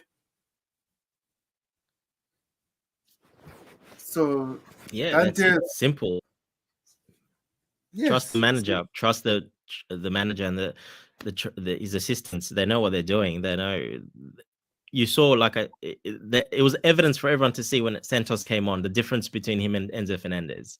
You saw how day and night, correct, and that's So please give the kid time. He's got plenty of time. He'll do well. I think he'll be a star in the future, but it's not. You can't start him over those players, and you just can't throw him in there. If you threw him on there in the first game or second game, and we lost to Flamengo and looked bad, what would they have said then? 100%. That's why I said it. What if he come in and he's scoring own goal we lost because of his own goal? What will you say then? Yeah, blah blah blah. No. We like all the Chelsea players, but sometimes I think we should give a objective comments. You can't say play the player for the sake of playing. Yeah, like I said to Berger, it's the ones, and it's unfortunate some of those big accounts, they hate the ownership, they hate Maresca. Okay, so you're always going to find something that's going to go against the ownership and against Maresca. And this was one of them. Santos, this was one of them. It's never going to be right because they will always find something, which is a shame. They need to move on already and support the team and support these young players and support the manager, because he's done an amazing job. People, he thinks he's rubbish, but he's done an absolutely amazing job with the youngest team in the top 5 league. So, yeah, I mean, come on, give the guy some credit. I think he's earned it by now. 100%. Did you see my argument with someone? I don't want to call his name. Talking about, he always call out Enzo Maresca, right? And then I know he's a big fan of Pochettino. He says, what did Poch do? He says, oh, he did very well. We finished better in the league and everything. I said, what did he want at Chelsea to prove that he deserved another season? Because he failed against Liverpool Academy product. We lost against Liverpool Academy. Why? What do you want more from Enzo Maresca to do? His first season, you all said he want to win the Conference League. He And want to top finish four. in the top four. He did both of them. What do you want more? And that was them being smart asses saying there's no chance he's going to finish top four. So they all said, he has to finish top four. So that backfired because he finished top four comfortably in the end by 3 points. But yeah, 100%. I don't know. Look, when you hate the ownership, you're going to find anything else than the coach. It's always going to be like this, unfortunately. And there is those, I don't need to name them, the group select of fans that are like that. They'll never change. They already said it. They're never changing. They're always going to do that till these owners are here. It doesn't matter win, lose, draw, whatever. It's always going to be the same. It's a shame. It's sad and it's a shame. But yeah, look, we'll keep it as positive as possible. I mean, I call out Maresca. I call out players. I'm not here like a positive. Everything's positive. I call out sporting directors. People make mistakes. This is what it is, but they just want everything perfect, which I have no idea what world they exist in. It's just complain after complain after complaining after complaining. All it is complaining, and like just stop and at least give a bit of credit and a bit of praise. Like you saw Vince, where you put that one with Vince. Like I said, he's probably one of the best accounts, the big accounts. Mm-hmm. He sees the bigger picture. He's looking at the bigger picture. And he's not perfect either. He says some things or has opinions, but overall, like, Chelsea's first overall, number one. To a lot of these other guys in the counts, Chelsea, I don't think is number one, to be honest. I think other stuff that is more important to them than Chelsea being number one. So they're putting, themselves and others ahead of Chelsea. So yeah, I'm a little bit different. For me, Chelsea's number one as well. So it is what it is. But that's how they make the money, some of these guys, unfortunately. Yeah, I think creating negative comments give them more views More and interaction. everything. Yeah, more interaction. Right? So Yeah. big up to rich money makers. Man, you are so late. Oh, let me answer this call again. Yeah, big up, Rich. What's he saying? Okay. We are not saying yet. We already know that. We'll warn you when Stallion really wants Garnacho. And he probably saying, no, I like coach. And when Stanley, no. We already talked about this earlier. Like you said, you're a bit late. I'm okay with Garnacho coming. I'm not worried about Garnacho. If Garnacho comes, it's one way for us to move Nkunku. I'm okay with Garnacho coming in to replace him, to be honest. Yeah, 100%. So not my first choice, but if it's something to get a deal done across and we get the right money and the swap is good, well, I'll take that every day. I think Garnacho will not going to be a starter, but he's going to be a really good squad player and might be the starter if he does very well. But I think he'll suit the system well, and I'm okay with him. I don't mind it. Yeah, I'm happy for you, Rich Money Makers, for being a moderator on the Chelsea forum. I think now you have a chance to express your opinion about Chelsea, everything, because you always wanted this role. So he's all over the place, Rich Moneymakers. He's in every single, he's all over the place. 5 computers open at the same time. You remember that? Yep. Yeah. So anyway, guys, thank you for watching, and hopefully, if you get any interesting news, we're going to do another live stream later. If not, I think we'll wait until Saturday. So, Abde Charles, thank you, Dante, Rich Moneymaker, Ty, Salum. We had Marlon Solomon here. with the membership. Big up, Solomon. Yeah, thank you for being a member of the channel. Hopefully, get more members as time goes on. Have we had Solomon on before? I don't think he's never come on. Yeah, it said it's the first time, and I'm happy. It says, look at this. It says just sub first time view. I've seen him in the chat, I think, before. And then he can become a member. That means maybe you're giving him a good news. So yeah, he's happy about what he's seeing, and he become a member straight away. I'm happy about it. So thank you, Dante. I appreciate it, bro. No problem. Take care, guys. Cheers.